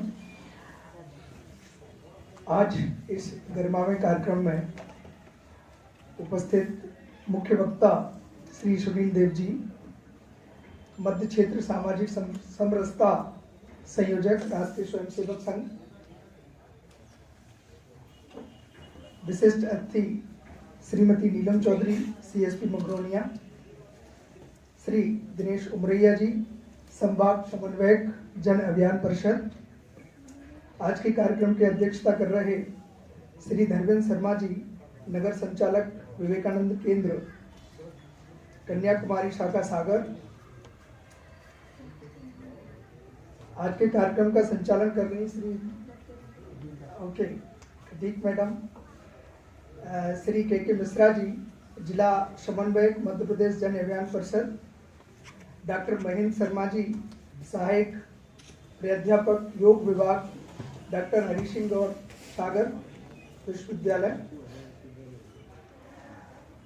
Shri गौरव राजपूत जी कार्य पद्धति प्रमुख विवेकानंद केंद्र और श्री संदीप रैकवार जी साहित्य सह प्रमुख विवेकानंद केंद्र एवं उपस्थित सभी गणमान्य नागरिक, युवा साथियों, CP जी आजकल किशोर न्याय बोर्ड में मेंबर की भूमिका निभा रहे हैं, तो ये बड़ा अच्छा अवसर है। आज हम विवेकानंद जी की, स्वामी विवेकानंद जी की 161वीं जन्म जयंती मना रहे हैं और यह जन्म जयंती राष्ट्रीय युवा दिवस के रूप में मनाई जाती है। स्वामी विवेकानंद जी के कुछ संस्मरण आपने सुने, हमारे दिनेश उमरैया जी ने बहुत ही विस्तृत रूप से उदाहरण देकर उनके कार्यों को, उनके कहे गए वाक्यों को परिणति में बदलते हुए दिखाया, सार्थक होते हुए दिखाया। यही है, हम सब जानते हैं कि स्वामी विवेकानंद जी एक आध्यात्मिक गुरु और समाज सुधारक थे। वे किसी भी देश की सबसे बहुमूल्य संपत्ति युवाओं को मानते थे। उन्होंने कहा था कि युवा ही वह संपत्ति है जो सबसे बहुमूल्य है, उन्हीं का संरक्षण और उनका उत्थान ही देश का उत्थान है। उन्होंने युवाओं को प्रेरणा देने के लिए कई ऐसे अनमोल वचन कहे हैं जो युवाओं के जीवन का रास्ता और उनकी सोच बदलकर उन्हें उन्नति के शिखर पर ले जा सकते हैं। ऐसे ही कुछ वचन मुझे कल जब मुझे पता चला कि मुझे इस कार्यक्रम में मुख्य अतिथि के रूप में सम्मान दिया गया है, तो बड़ी प्रसन्नता के साथ मैंने कुछ अपने समय से निकाल कर कुछ ढूंढने का प्रयास किया। तो ऐसे कुछ अनमोल वचन हैं। पहला वचन हम सब जानते हैं, जहाँ भी विवेकानंद जी की तस्वीर लगी रहती है, स्कूल कॉलेज विद्यालय हम बचपन से देखते चले आ रहे हैं, एक मुख्य ध्येय वाक्य के रूप में वो संचालित है, उठो जागो और तब तक नहीं रुको जब तक कि लक्ष्य प्राप्त न हो जाए। तो मैं युवाओं से कहना चाहता हूँ, इसका तात्पर्य क्या है? हम रोज सोते हैं, रोज जागते हैं, क्या इस जागने से इसका तात्पर्य नहीं है? हम अपना एक लक्ष्य बनाएं, लक्ष्य के प्रति सचेत हो जाएं, वही जागना है। और जागकर हमेशा सोते जगते उस लक्ष्य का चिंतन करें और उसके लिए कार्य करें, तो वो निश्चित ही स्वामी जी के वाक्यों के अनुसार आपको प्राप्त जरूर होगा, निश्चित ही प्राप्त होगा। तो इसका इस उद्देश्य से व्याख्या करें। वो कहते हैं, हे सखे तुम क्यों रो रहे हो, सब शक्ति तो तुम्ही में है। उन्होंने युवाओं को भगवान कहते हुए कहा है, हे भगवान अपनी ऐश्वर्यतम रूप को विकसित करो। क्या कहते हैं? कि हे युवाओं, हे भगवान, तुम भगवान हो, तुम्हारा ऐश्वर्य है, उस रूप को बस विकसित करना है आपको, उसको विकसित करो। ये तीनों लोग तुम्हारे पैरों के नीचे होंगे। जैसे भगवान के तीनों लोक हैं, भगवान ने 3 पैर से लोक नाप दिए थे, 52 भगवान हमने सुना होगा। तो वैसे ही तीनों लोग हम आपके युवाओं के पैरों के नीचे होंगे। जड़ की कोई शक्ति नहीं है, प्रबल शक्ति आत्मा की है। अर्थात एक बार आत्मा की शक्ति अपने लक्ष्य पर लगा दो, फिर देखो लक्ष्य ज्यादा देर आपसे दूर नहीं रह पाएगा। जो युवा इस संसार की परेशानियों से डरकर, हताश और निराश होकर गलत कदम उठाते हैं, उनके लिए स्वामी जी ने कहा है, हे विद्वान, डरो मत, तुम्हारा नाश नहीं है। संसार सागर से पार उतरने का उपाय, जिस पंथ के अवलंब से यति लोग संसार सागर से पार उतरे हैं, वही श्रेष्ठ पथ मैं तुम्हें दिखाता हूँ। देखिए, अभी बताया कि कदमों के निशान आगे भी जा रहे हैं, मुड़कर मत देखिए, आगे और गए हैं। तो यति लोग जो हमारे सफल लोग जो हमारे बीच आज बैठे हैं, नीलम मैडम है, आप जानते हैं, आप युवाओं के बीच से आई हैं, किन परिस्थितियों में उन्होंने अपनी सफलता अर्जित की होगी, ये हम सब जानते हैं। मैं भी हूँ, मैं एक किसान का बेटा हूँ। मेरे घर में कोई कक्षा 8 से ज़्यादा पढ़ा लिखा नहीं था। मेरे पिता कभी स्कूल नहीं गए, पर उन्होंने हमेशा सद्विचार और संस्कार मेरे अंदर दिए। रामायण, महाभारत, गीता के ज्ञान मुझे दिए और उन संस्कारों को लेकर मैं आगे बढ़ा हूँ। मैंने उन्हें खेतों में काम करते हुए देखा है, काम कराते हुए भी देखा है। मुझे भी सौभाग्य मिला खेतों में काम करने का, लेकिन खेतों में काम करने के बाद यहाँ तक का सफर बड़ा ही रोमांचकारी रहा है। जब मैं इस पद पर चयनित हुआ तो लोगों को भरोसा नहीं हुआ। लोग आश्चर्यचकित थे कि एक साधारण ग्रामीण किसान का परिवार जो हमेशा खेती में लगा रहता है, उसके यहाँ कोई पढ़ा लिखा नहीं है, वो कैसे यहाँ तक पहुँच गया। तो ये स्वामी विवेकानंद के साहित्य की देन है। स्वामी विवेकानंद के साहित्य में आज उनके वचन हमारे साथ वो नहीं है। उन्होंने आगे कहा है, मैं बताता हूँ, वे युवाओं के कार्य की प्रशंसा करते हुए कहते थे, तुमने बहुत बहादुरी की है, शाबाश, हिचकने वाले पीछे रह जाएंगे और तुम कूद कर सबसे आगे पहुंच जाओगे। जो केवल अपने उद्धार में लगे रहते हैं, वो न तो अपना उद्धार कर सकेंगे और न दूसरों का। ऐसा शोरगुल मचाओ कि उसकी आवाज़ दुनिया के कोने कोने में फैल जाए। कुछ लोग ऐसे हैं जो कि दूसरों की त्रुटियों को देखने के लिए तैयार बैठे हैं, किंतु कार्य के समय उनका पता नहीं चलता। उनकी तरफ ध्यान मत दो, जुट जाओ, अपनी शक्ति के अनुसार आगे बढ़ो। इसके बाद मैं हूं ना, वो थे उस समय, आज उनका साहित्य है, सारे देश में उत्तेजना फूंक दूंगा। तो स्वामी विवेकानंद का साहित्य आज सारे देश में उत्तेजना भी फूंक रहा है। खूब शाबाश, छान डालो, सारी दुनिया को छान डालो। अफसोस इस बात का है कि यदि मुझ जैसे 2-4 व्यक्ति भी तुम्हारे साथी होते तो तमाम संसार हिल उठता। क्या करूं, धीरे धीरे अग्रसर होना पड़ रहा है। तूफान मचा दो तूफान। तो आज हमारे साथ वो भले ही नहीं है, लेकिन आज उनका साहित्य हजारों की संख्या में हर स्थान पर हमारे केंद्रों के माध्यम से अवेलेबल है। हम उसे ही स्वामी जी समझकर उसका अनुकरण करें और आगे बढ़ें। किसी बात को जो उत्साहहीन हो जाते हैं, उनके लिए कहते थे कि किसी बात से तुम उत्साहहीन न हो जब तक ईश्वर की कृपा हमारे ऊपर है। कौन इस पृथ्वी पर हमारी उपेक्षा कर सकता है। यदि तुम अपनी अंतिम सांस भी ले रहे हो तो भी न डरना। सिंह की सूरता और पुष्प की कोमलता के साथ काम करते रहो।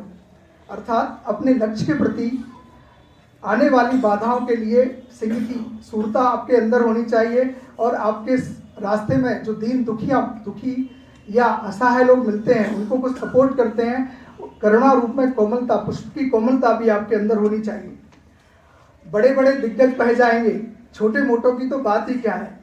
तुम लोग कमर कसकर कार्य में जुट जाओ, हुंकार मात्र से हम दुनिया को पलट देंगे। अभी तो केवल प्रारंभ मात्र है। किसी के साथ विवाद न कर हिल मिलकर अग्रसर हो। यह दुनिया एक भयानक है, किसी पर विश्वास नहीं है, लेकिन डरने का कोई कारण नहीं है। माँ मेरे साथ है, आप सभी के साथ है। इस बार ऐसे कार्य होंगे कि तुम चकित हो जाओगे, भय किस बात का, वज्र जैसा हृदय बनाकर कार्य में जुट जाओ। ये बहुत ही प्रेरणादायक वक्तव्य हैं उनके कि किसी से डरने की जरूरत नहीं है। हम अपने अंदर से डर निकालते हैं। सबसे पहले अपने को पहचानना जरूरी है। हम अपने लिए समय निकालें। आज युवाओं के पास समय नहीं है, जबकि युवाओं के पास कोई कार्य भी नहीं है, तो समय ही समय होना चाहिए उनके पास। हाँ तो मेरा यही विनय है, अनुरोध विनय है कि अपने को पहचाने, अपने लिए समय निकालें। युवाओं का समय कौन खा रहा है ये देखें, कहाँ जा रहा है ये देखें। एक है करोड़ों दुनिया मुट्ठी में आया था कुछ समय पहले, तो हमारी मुट्ठी में दुनिया तो आ गई, लेकिन हम कहाँ चले गए? हम भी उसी दुनिया की मुट्ठी में चले गए। हमें दुनिया की मुट्ठी में नहीं जाना है, हमें उससे कुछ अच्छी चीजें निकालकर अपने उत्थान में लगाकर अपने समय का प्रबंधन करना है। समय प्रबंधन बहुत जरूरी है। आज जो सफल व्यक्ति हमारे सामने बैठे हैं, जो भी हैं, उनके पास भी उतना ही समय है जितना एक असफल व्यक्ति के पास होता है। भगवान ने सबको 24 घंटे दिए और किसी के साथ भेदभाव नहीं किया। सूर्य सबको बराबर तपन देता है, ऊर्जा देता है। हवा सबके लिए बराबर है। सबको 2 कान, 1 नाक और सारे अंग बराबर दिए हैं। फिर कमी कहाँ है? कमी केवल समय प्रबंधन में है। तो युवाओं को अपने समय को ध्यान रखते हुए, क्योंकि समय ही वो चीज है जो एक बार जाने के बाद वापस नहीं आती। आप पैसा खो दोगे फिर कमा लोगे, लेकिन समय नहीं कमा सकते। समय और चरित्र, तो चरित्र निर्माण पर विशेष ध्यान देने के लिए स्वामी जी ने कई बातें कही हैं। आगे 2 वचन और मुझे लगे, मैं बताता हूं। लोग तुम्हारी स्तुति करें या निंदा, लक्ष्मी तुम्हारे ऊपर कृपालु हो या न हो, तुम्हारा देहांत आज हो या एक युग में, तुम न्याय पथ से कभी भी भ्रष्ट मत हो। तो ये भ्रष्टता क्या है? ये हम एकांत में देखते हैं। जब व्यक्ति की पहचान उसके एकांत में होती है, जब वो एकांत में जो कार्य करता है वही उसे पता होते हैं। वो सोचता है मुझे कोई नहीं देख रहा, इस वक्त मैं कुछ भी कर सकता हूँ। वहीं से उसका नैतिक दायित्व और नैतिक पतन शुरू हो जाता है। अभी हमारे योग गुरु श्री भगत सिंह जी ने बताया कि 2 रास्ते होते हैं, एक योग का, एक भोग का। बिल्कुल सही है। हमारे मन की गति भी पानी की तरह होती है। जैसे पानी नीचे ढलान की तरफ जाता है, वैसे मन भी नीचे ढलान की तरफ जाता है। उसे रोकने के लिए, पानी को ऊपर चढ़ाने के लिए मोटर की आवश्यकता होती है। इसी तरह मन को ऊपर ले जाने के लिए ऊर्जा की आवश्यकता होती है, हमारी आध्यात्मिक ऊर्जा की आवश्यकता होती है। और वो आध्यात्मिक ऊर्जा आपको विवेकानंद जी के साहित्य से अलावा और कहीं नहीं मिल सकती। आज्ञा पालन करो, सत्य, मनुष्य जाति और अपने देश पर सदा के लिए अटल रहो। तुम संसार को हिला दोगे। याद रखो, व्यक्ति और उसका जीवन ही शक्ति का स्रोत है, इसके सिवाय अन्य कुछ नहीं। तो जीवन एक बहुत महत्वपूर्ण है। आज हम देख रहे हैं युवाओं में ज़्यादातर टेंडेंसी सुसाइड की हो रही है। सुसाइडल टेंडेंसी क्यों है? एक छोटी सी बात के लिए वो निराश हो जाते हैं, कभी प्रेम में, कभी परीक्षा के कारण, कभी असफलता के कारण। एक परीक्षा में असफल हो गए तो कई बार सुनने को आता है परीक्षाओं के रिजल्ट के समय 10वीं और 12वीं के बच्चे हमारे जो बिल्कुल नवयुवक होते हैं, वो इस दुखद मतलब मानसिक आघात से झेल नहीं पाते। हमें उन युवाओं को, हमारे बीच में बुजुर्ग जो भी हम संबंध वर्ग बैठा है, हम युवाओं से बात करें। ये सुसाइडल टेंडेंसी को रोकने के लिए जो प्रोग्राम चलाया जा रहा है, उसका एक ध्येय वाक्य है, बात करने से ही बात बनेगी। तो हम किसी को निराश और अकेला ना छोड़ें, युवाओं से बात करें, बच्चों को प्रोत्साहित करें। परीक्षा हर वर्ष आती है, एक बार नहीं हुआ तो कोई बात नहीं।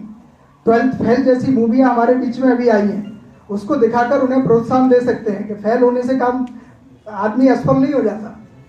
फेल होना ही सफलता की सीढ़ी है। फेल होना हमें बताता है, आज ही पेपर में सबसे अच्छा स्वामी जी का ध्येय वाक्य है, रिस्क लो, जोखिम उठाओ। अगर आप सफल हो जाओगे तो आप नेतृत्व करोगे, और अगर असफल होगे तो आपके से लोग अनुभव लेंगे, आपके उससे अनुभव से सीखेंगे, उससे भी सीखेंगे। तो दोनों चीजों में फायदा है। तो युवाओं को डराने के बजाय युवाओं को रिस्क लेना सिखाइए। एक कभी बताया एक विचार, तो आइडिया का एक वो लगे रहते हैं बोर्ड, आइडिया जो टेलीकॉम कंपनी है, an idea change your life. तो एक विचार जो आपकी लाइफ बदल सकता है, वो विचार हमारे विवेकानंद जी हमें दे गए। आखिरी में कहते हैं, सभी कर्मों में एक दल शत्रुता ठानता है। मीन्स एक विरोधी पक्ष भी होता है। आप कुछ भी करते हैं तो उसका कहीं ना कहीं से कुछ विरोध या प्रतिकार होता है, पर आपको क्या करना है, अपना काम करते जाओ। किसी भी बात का जवाब देने से कोई फायदा नहीं। सत्यमेव जयते, यानी सत्य की ही विजय होती है, मिथ्या की नहीं। सत्य के ही बल से देव गमन का मार्ग प्रशस्त होता है। धीरे धीरे सब होगा, वीरता से आगे बढ़ो। एक दिन या एक साल में, हमारे युवा चाहते हैं कि बहुत जल्दी परिणाम निकल जाए, या कोई भी व्यक्ति जो चाहता है तो एक दिन या एक साल में सिद्धि की आशा न रखो। उच्चतम आदर्श पर दृढ़ रहो, स्थिर रहो। स्वार्थपरता और ईर्ष्या से बचो तो लक्ष्य आपके मुट्ठी में होगा। थैंक यू वेरी मच, धन्यवाद।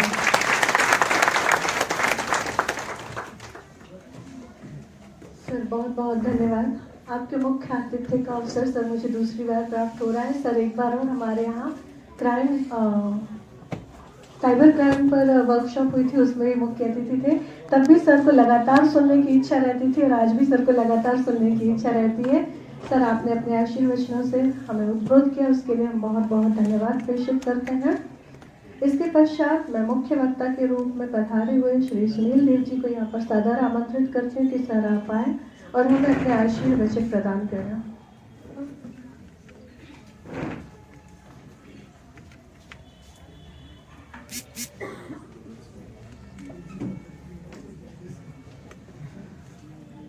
भारत माता की जय। स्वामी विवेकानंद जी के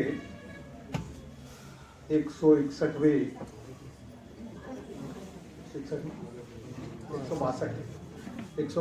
जयंती,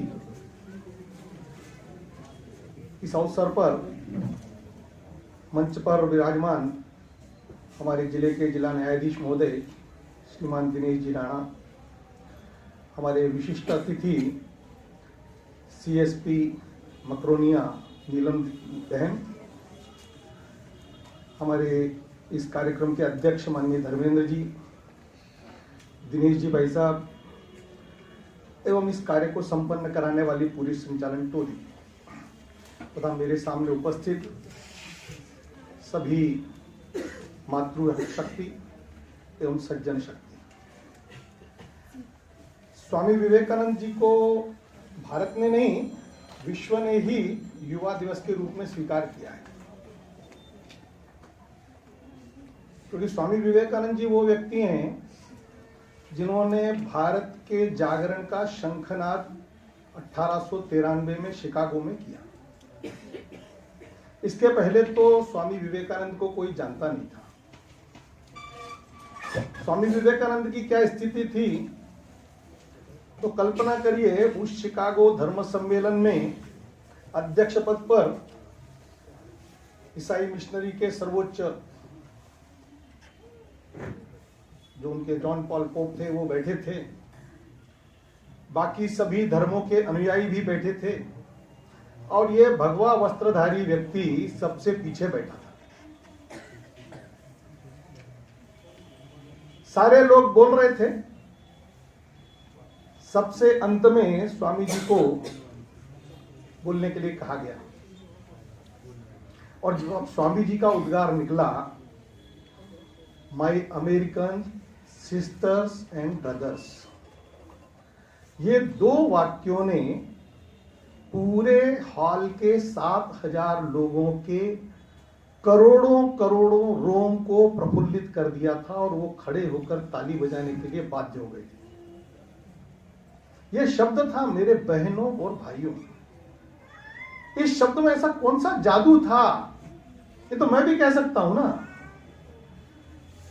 लेकिन स्वामी जी के शब्दों में ये जादू था कि लोगों को ताली बजाने में मजबूर होना पड़ा। कारण विचार मनसा वाचा कर्मणा, 3 दृष्टि से व्यक्ति का चरित्र बनता है। सबसे सरल है वाचा, मैं अच्छा बोलूं, बहुत सरल बात है, मैं गाली नहीं दूंगा, मैं अच्छा बोलूंगा। मैं अच्छा करूं, थोड़ा कठिन है, लेकिन मैं अच्छा सोचता रहूं, बुरा सोचूं ही नहीं, किसी के प्रति नहीं। भारत का बोधवाक्य है, सर्वे भवन्तु सुखिनः सर्वे सन्तु निरामयाः। कहना तो सरल है, कहते सभी लोग हैं, मानते भी सब हैं, लेकिन अपनाते समय क्या? अपने मन को टटोलेंगे तो ध्यान में आएगा कई लोगों के प्रति हमारे मन में घृणा है, कई लोगों के प्रति हमारे मन में ईर्ष्या है, द्वेष है। तो स्वामी जी ने जब ये कहा कि मेरे अमेरिका की बहनों और भाइयों, तो मनसा वाचा कर्मणा उन्होंने बताया कि वसुधैव कुटुंबकम का अर्थ क्या है। जो भारत कहता है वसुधैव कुटुंबकम, वो वसुधैव कुटुंबकम यानी इस विश्व के सारे लोग आपस में भाई भाई हैं। क्यों? क्योंकि हमने ही श्लोक दिया, माता पृथ्वी पुत्रोहम पृथिव्याम। ये धरती माता सबकी माता है, और यह जो विचार है, यह भारत का सनातन विचार, यह विश्व को शांति प्रदान करने में सक्षम है। क्यों? क्योंकि उस समय तो जितने वक्ता थे वो सारे अपने धर्म, अपने मत, अपने संप्रदाय, अपने विचार को इतने जोर से रख रहे हैं कि मैं ही सही हूं। तब स्वामी विवेकानंद जी ने उसी भाषण में कहा, आकाशम पतितम तोयम यथा गच्छति सागरम सर्वदेव नमस्कारम केशवम प्रति गच्छति। उनका भारतवर्ष कहता है, आकाश से पानी गिरता है, अलग अलग नदियों से, नालों से, नालियों से, कहीं से भी बहता हुआ अंततो गत्वा उस समुद्र में ही समाहित हो जाता है। ऐसे ही विश्व के कोई भी मत, पंथ, विचार हो, वो अंततो गत्वा उसी सर्वशक्तिमान ईश्वर में समाहित होंगे। उसको हम कुछ भी कह सकते हैं, वो प्रकाशमान है, वही शक्ति है, वही सबको संचालित करता है। जब यह विचार उन्होंने रखा तो उनका वो 3 मिनट का उद्बोधन उस सभा में करने के बाद 17 दिन तक वह सभा चली। उस 17 दिन की सभा में हमेशा संयोजक कहते थे, अंत में स्वामी जी का वक्तव्य होगा। और उस वक्तव्य को सुनने के लिए 7000 लोग स्थिर रूप से बैठे रहे। एक बार एक जिज्ञासु व्यक्ति ने, उन्होंने मीमांसा की थी भगवान कृष्ण की, तो उसने प्रश्न कर दिया, आप तो कह रहे थे भगवान कृष्ण के सामने गोपिकाएं पागल होकर आती हैं, गायें उनकी बांसुरी सुनकर आ जाती हैं, ये कैसे संभव है? स्वामी जी ने उत्तर नहीं दिया। दूसरे दिन स्वामी जी ने अपना वक्तव्य प्रारंभ किया और पीछे चलना शुरू कर दिया। चलते गए और बीच में जब मैदान में पहुंच गए तब अपना वक्तव्य समाप्त कर दिया और फिर लोगों से कहा, मेरे सरीखा सामान्य व्यक्ति तुमको यहां तक खींच लाया, तो फिर तो वो हमारे भगवान कृष्ण थे, योगीराज थे, वो भारत है। उस भारत का दर्शन कराया है स्वामी जी ने। जैसे को तैसा लोगों ने उदाहरण दिया कि देखो स्वामी जी, ये पुस्तकें रखी हुई हैं, सबसे नीचे गीता है। स्वामी जी हंसते हुए गए, बोले नहीं, तुम्हारा कहना बिल्कुल सही है। गीता को निकाल दिया और बोले इसी के ऊपर सब टिका है।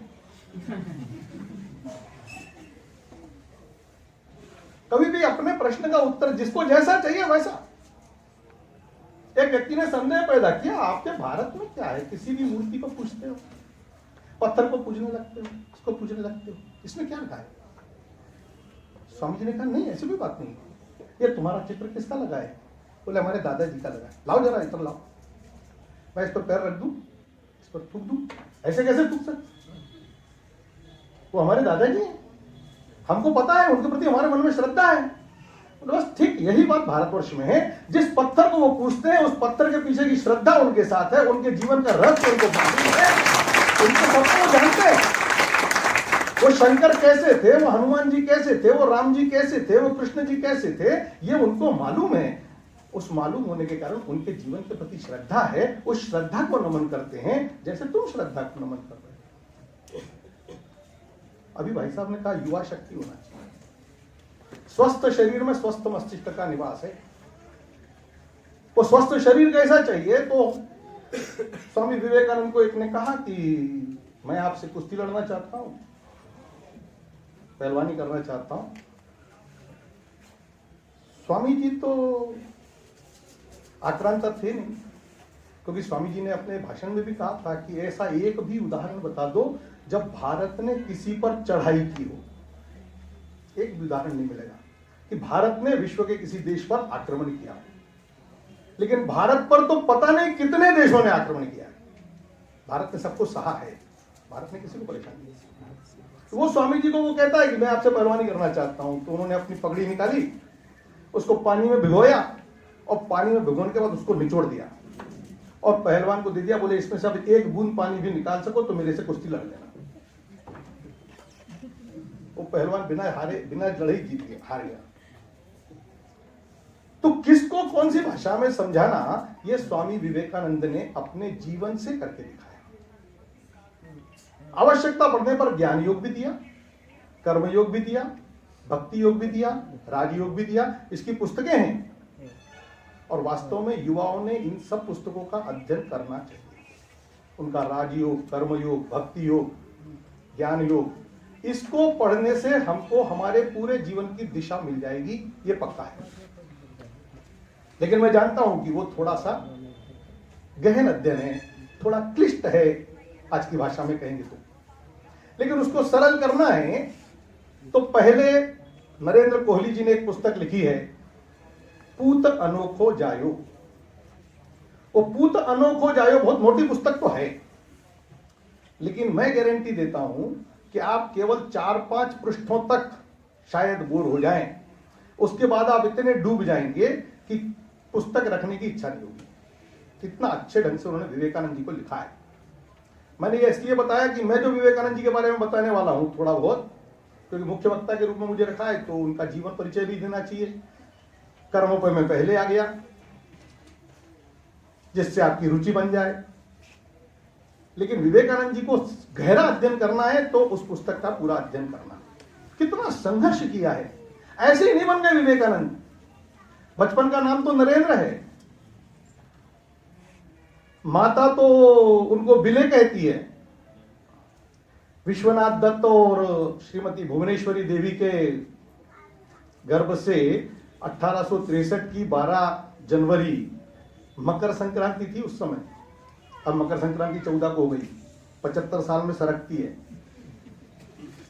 उस समय मकर संक्रांति, और मकर संक्रांति का अर्थ ही है सूर्य दक्षिणायन से उत्तरायण होता है, अंधकार से प्रकाश की ओर जाता है। हम सब जानते हैं भीष्म पितामह ने प्रतिज्ञा की थी, मृत्यु मेरे हाथ में है, और इसीलिए महाभारत के युद्ध में तब तक शैया पर पड़े रहे जब तक सूर्य उत्तरायण नहीं हुआ।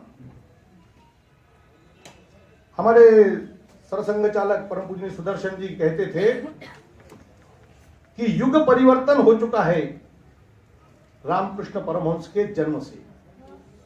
और युग परिवर्तन यानी जैसे हमारा प्रातः काल से, रात्रि से प्रातः काल प्रारंभ होता है, प्रातः काल से दोपहर होती है, दोपहर से सायं होती है, सायं से फिर रात्रि होती है, इसको हम संध्या काल कहते हैं, योग। जैसे सामान्य जीवन में छोटा होता है, वैसे ही किसी राष्ट्र के जीवन में इसकी आयु 175 वर्ष है।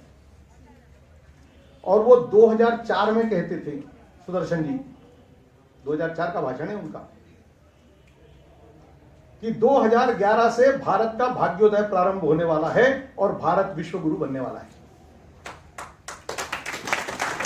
ये 175 वर्ष उन्होंने स्वामी रामकृष्ण परमहंस के जन्म से लिए। स्वामी रामकृष्ण परमहंस कौन थे? तो ये जो 12 जनवरी को बालक जन्मा है, इसके 18वें वर्ष में इसके गुरु का पहला संपर्क है। वो सुरेंद्र नाथ जी उस समय के एक बहुत विद्वान व्यक्ति थे, उनके यहां वो जो ब्रह्म आश्रम था उसको चलाते थे। उसमें हर रविवार को भजन संध्या होती थी। उसमें ये नरेंद्र को भजन कहने के लिए लेकर आए थे और ये मधुर वाणी में भजन गा रहा था। उसको देखते ही रामकृष्ण परमहंस को एकदम ध्यान में आया, अरे ये तो वही है। कौन है? तो रामकृष्ण को ध्यान में आया कि एक दिन मैं सब समाधिस्थ था, उस दिन मेरी समाधि लगी और लगने के बाद मुझे अपना अंतर्मन उड़ता उड़ता उड़ता सबको चीरता हुआ अनंत में चला गया, और अनंत के ऊपर मैंने जाकर देखा कि कोई सप्त ऋषि बैठे हैं। उन ऋषियों के गोद में एक छोटा सा नन्हा सा प्यारा सा बालक बैठा है और एक ऋषि की दाढ़ी को हिला रहा है, उससे कह रहा है मैं जा रहा हूं, तुम आओगे ना? वो बालक कौन था? वो बालक था रामकृष्ण परमहंस, और वो ऋषि था विवेकानंद, जिसको वो कह रहे थे मैं जा रहा हूं, तू आएगा कि नहीं? क्योंकि इनकी समाधि, इनके शक्ति, इनकी ऊर्जा, इनकी तपस्या का प्रतिफल देने का काम विधि ने नियत किया था नरेंद्र पर। और इसीलिए जब नरेंद्र उनसे कहते हैं कि मुझे ध्यान सिखाओ, मुझे ध्यान लगाना है, मैं चाहता हूं कि मुझे समाधि लग जाए आप सभी की, तो रामकृष्ण परमहंस कहते हैं बड़े स्वार्थी हो, तुमको तो नियति ने जगत कल्याण के लिए भेजा है, तुम केवल अपने कल्याण की बात करते हो। लेकिन कोई बात नहीं, देता हूं तुमको। और हम सबको मालूम होना चाहिए, जब पहली बार मिले नरेंद्र से, तो नरेंद्र को कहा तुम दक्षिणेश्वर आना, क्योंकि नरेंद्र जो है बचपन में बड़ा उच्छृंखल है, बहुत चंचल है, लेकिन चूंकि वो विशेष आत्मा है इसलिए उसका खेल भी विशेष है। वो अपने बच्चों के साथ ध्यान खेलता है, और घर के तिखंडे पर जाकर ध्यान खेल रहा है, और वहां एक सर्प आकर उसके सामने बैठ गया, बाकी सब बच्चे भाग गए, मां को बुलाने लगे, मां देखो कौन आया, कौन है वहां बिले के पास कौन बैठा है। मां ने जाकर देखा बिले के साथ तो एक बहुत सर्प बैठा है। मां भी घबरा गई, मां ने हाथ जोड़े, क्यों? क्योंकि मां भी उसी श्रेष्ठ श्रेणी की थी। हमारे यहां शिक्षा का उद्देश्य बदल गया है। शिक्षा का उद्देश्य कभी नौकरी नहीं रहा भारतवर्ष में। ये मैकाले की शिक्षा पद्धति ने उसको केवल शिक्षा का उद्देश्य बना दिया। भारत की शिक्षा तो वो शिक्षा है जो अभी अभी हमारे जज साहब ने बताया कि हमारे माता पिता शिक्षित नहीं थे लेकिन हमको शिक्षित कर दिया। वो शिक्षा है हमारे भारतवर्ष में। वो रामायण, वो महाभारत, वो हमारे प्राचीन ग्रंथ, वो हमारे पूर्वज, उन सबकी जीवन कथाएं बताकर एक जीवन जीने की कला, वह है शिक्षा। और वह शिक्षा उन्हें अपने माता से भी मिली। इसलिए स्वामी विवेकानंद अपने जीवन में अंत में कहते हैं कि मेरे अंदर जो ज्ञान का प्रकाश है वो सारा का सारा मेरी माता के दिया हुआ प्रसाद है। तो रामकृष्ण परमहंस जब पूछते हैं कि तू आएगा, क्यों? क्योंकि ये तो सबसे पूछते रहते थे बचपन में, क्या तुमने भगवान देखा? तुम मुझे भगवान दिखा सकते हो? यहां तक कि बहुत बड़े विद्वान महर्षि सुरेंद्रनाथ मिश्र थे और एक और महर्षि देवेंद्रनाथ ठाकुर थे, उस समय के बहुत बड़े योगी थे। और योग साधना करने के लिए वो नदी, गंगा नदी में नाव में बैठे थे। उनके पास चले गए, उनके साथ जाकर उधर से पूछते हैं आपने भगवान देखा? आप मुझे भगवान दिखा सकते हो? उन्होंने विवेकानंद की आंखों में देखा नरेंद्र की और उससे कह दिया सिर्फ इतना, तुम्हारे आंखों में बहुत तेज है बेटा। लेकिन ये नहीं बताया कि भगवान दिखे कि नहीं दिखे। लेकिन विवेकानंद जिस विद्यालय में पढ़ते थे उस विद्यालय के एक अंग्रेज थे। उन्होंने कहा कि तुमको यदि यही चाह है तो काली मठ में जाओ। और यहां भेंट हो गई तो काली मठ पहुंच गए। काली मठ में जाकर भी वही प्रश्न, आपने भगवान देखा? बोले हां, जैसा तुझे देख रहा हूं ऐसे ही मैं काली मां को देखता हूं और तेरे से अच्छा देखता हूं, अच्छे से बात करता हूं। बोले मेरी कराओ। बोले तुम्हारी ऐसे नहीं करा सकता। क्यों? बोले चलो। नदी पे ले गए, गर्दन पकड़ी, पानी में डाल दी। थोड़ी देर तक पानी में जैसे ही रही तो नरेंद्र घबरा कर बाहर निकले। ये क्या कर रहे महाराज? बोले बस जिस दिन इतनी तड़पन हो जाएगी भगवान से मिलने की, तेरे को भगवान मिल जाएंगे। बोले तुम सब लोग अपने पत्नी के लिए पागल रहते हो, पैसे के लिए पागल रहते हो, कभी भगवान के लिए पागल बने हो? जब तक भगवान के लिए पागल नहीं बनोगे तो पागल कहां से बनेगा? और इतना कहने के बाद धीरे से अपने पैर का अंगूठा विवेकानंद को स्पर्श करा दिया। विवेकानंद यानी नरेंद्र को लगा कि पूरा भूमंडल गोल घूम रहा है, और तुरंत कहा मुझे ये जादू टोना मत बताओ, क्योंकि तर्क वाले थे।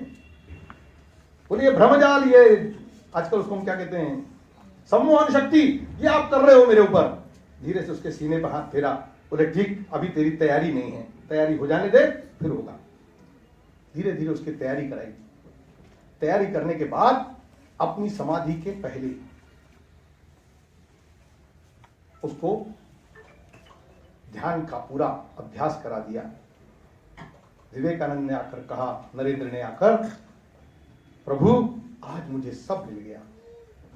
बोले लेकिन आज से तुम्हारी चाबी मेरे पास, अब ये तुम्हें नहीं लगेगा, जिस दिन तुम्हारा काम पूरा होगा उस दिन ये चाबी तुम्हें अपने आप मिल जाएगी। तेरा कार्य तो सुनिश्चित है, ऊपर वाले के माध्यम से तुझे क्या करना है, इस सोए हुए भारत का स्व जगाना है। जिस स्व की बात आज भी राष्ट्रीय स्वयंसेवक संघ कह रहा है। संघ कह रहा है कि हमारे देश के समाज का पंच परिवर्तन होना आवश्यक है। बिना पंच परिवर्तन के यह राष्ट्र फिर से विश्वगुरु नहीं बनेगा। उस पंच परिवर्तन में एक परिवर्तन है अपने स्व का बोध, हम कौन हैं, हमारे अंदर का स्वाभिमान, हमने विश्व को क्या दिया है, हम विश्व को क्या दे सकते हैं। स्वामी जी कहते थे हमको पाश्चात्य जगत से विज्ञान लेना है, लेकिन विज्ञान यदि अध्यात्म का सहारा नहीं लेगा तो विज्ञान एक अभिशाप बन जाएगा, और इसीलिए पाश्चात्य जगत को हमें अध्यात्म देना है। और विज्ञान और अध्यात्म का सम्मिलन होने पर ही विश्व का गुरु बन सकता है भारत। उस ज्ञान को प्रदान करने के लिए स्वामी जी का जन्म हुआ है। रामकृष्ण जी के समाधिस्थ होने के बाद ये सारे शिष्य 1886 से 85 से लेकर 84 से 6 साल 7 साल तपस्या करते हैं, भारत भ्रमण करते हैं, घर घर भटकते हैं, खाने नहीं मिलता, दरिद्र नारायण की सेवा करना जानते हैं, गरीब कैसा जी रहा है। स्वामी जी कहते हैं कि म्लेच्छ शब्द ने आकर यहां पर छुआछूत फैला दी, और जब तक हम इस छुआछूत से इस देश को दूर नहीं करेंगे ये देश कभी आगे नहीं बढ़ेगा। हम कहते तो हैं आत्मवत् सर्वभूतेषु, सब में एक ही आत्मा का निवास है। यह सिद्धांत भारत का हर व्यक्ति कहता है, हर नागरिक कहता है, नागरिक, लेकिन मानता नहीं। यदि मानता है तो अपनाता नहीं। मनुष्य से मनुष्य का द्वेष कैसे हो सकता है? हम बिल्ली पालते हैं, कुत्ता पालते हैं, भैंस पालते हैं, गाय पालते हैं, और एक मनुष्य से घृणा करते हैं, ये कैसे संभव है? तो अपने आप को पहचानो। ये भारत ऐसा नहीं था। ये भारत कैसा था? इसीलिए तो भारत कहा ना उसको, जो हमेशा प्रकाश में रत रहता है वो भारत है। उसकी पहचान कराने के लिए स्वामी जी ने इस धरती पर जन्म लिया था, और इसीलिए रामकृष्ण परमहंस ने कहा था वही आया है। उसको गढ़ने का काम रामकृष्ण परमहंस का था। रामकृष्ण परमहंस ने उनको गढ़ा। जब सबने अपना नाम लिया तो इन्होंने अपना नाम रखा था विविदिशानंद, और विविदिशानंद के नाम से पूरे भारत में भ्रमण करते रहे। लेकिन इनके भ्रमण का उद्देश्य था गरीबों के बीच में जाकर उनके बीच में जागरण पैदा करना, राजा महाराजाओं से मिलकर उनके पैसे का सदुपयोग करा के सेवा के कार्य कराना। सारी जगह सेवा कार्यों को प्रारंभ कराया। ये कराते कराते उनको एक स्थान पर पता लगा कि शिकागो में धर्म सभा होने वाली है, उस धर्म सभा में आपको जाना चाहिए। खेतड़ी के महाराज जो उनके परम शिष्य भी हैं, परम सहयोगी भी हैं, वो कहते हैं नहीं आपको जाना ही चाहिए। ये तो सन्यासी है, पैसा नहीं है, कुछ नहीं है, आप सब कहते हो तो जाऊंगा। सारे लोग पैसा इकट्ठा करते हैं। खेतड़ी के महाराज कहते हैं महाराज अब ये विविदिशानंद आपके लिए शोभा नहीं देता, अच्छा नाम करते हैं। वहां से उनको नाम मिला विवेकानंद। और ये विवेकानंद शिकागो पहुंच गए।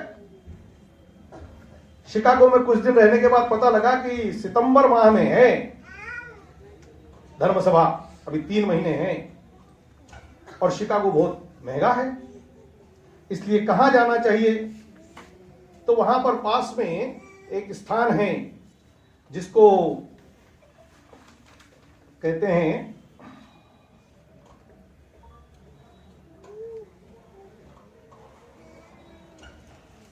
बूस्टन, वो वहां का नाम है, याद नहीं हो पाता जल्दी।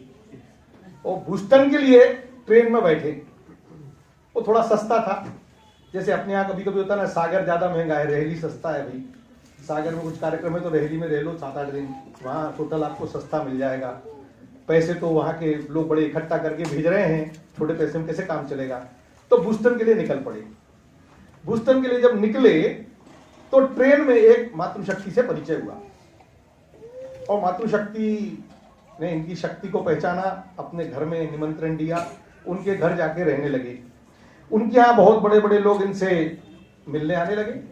उसमें एक थे हार्वर्ड विश्वविद्यालय के ग्रीक भाषा के अध्यापक प्रोफेसर जे.एस. राइट।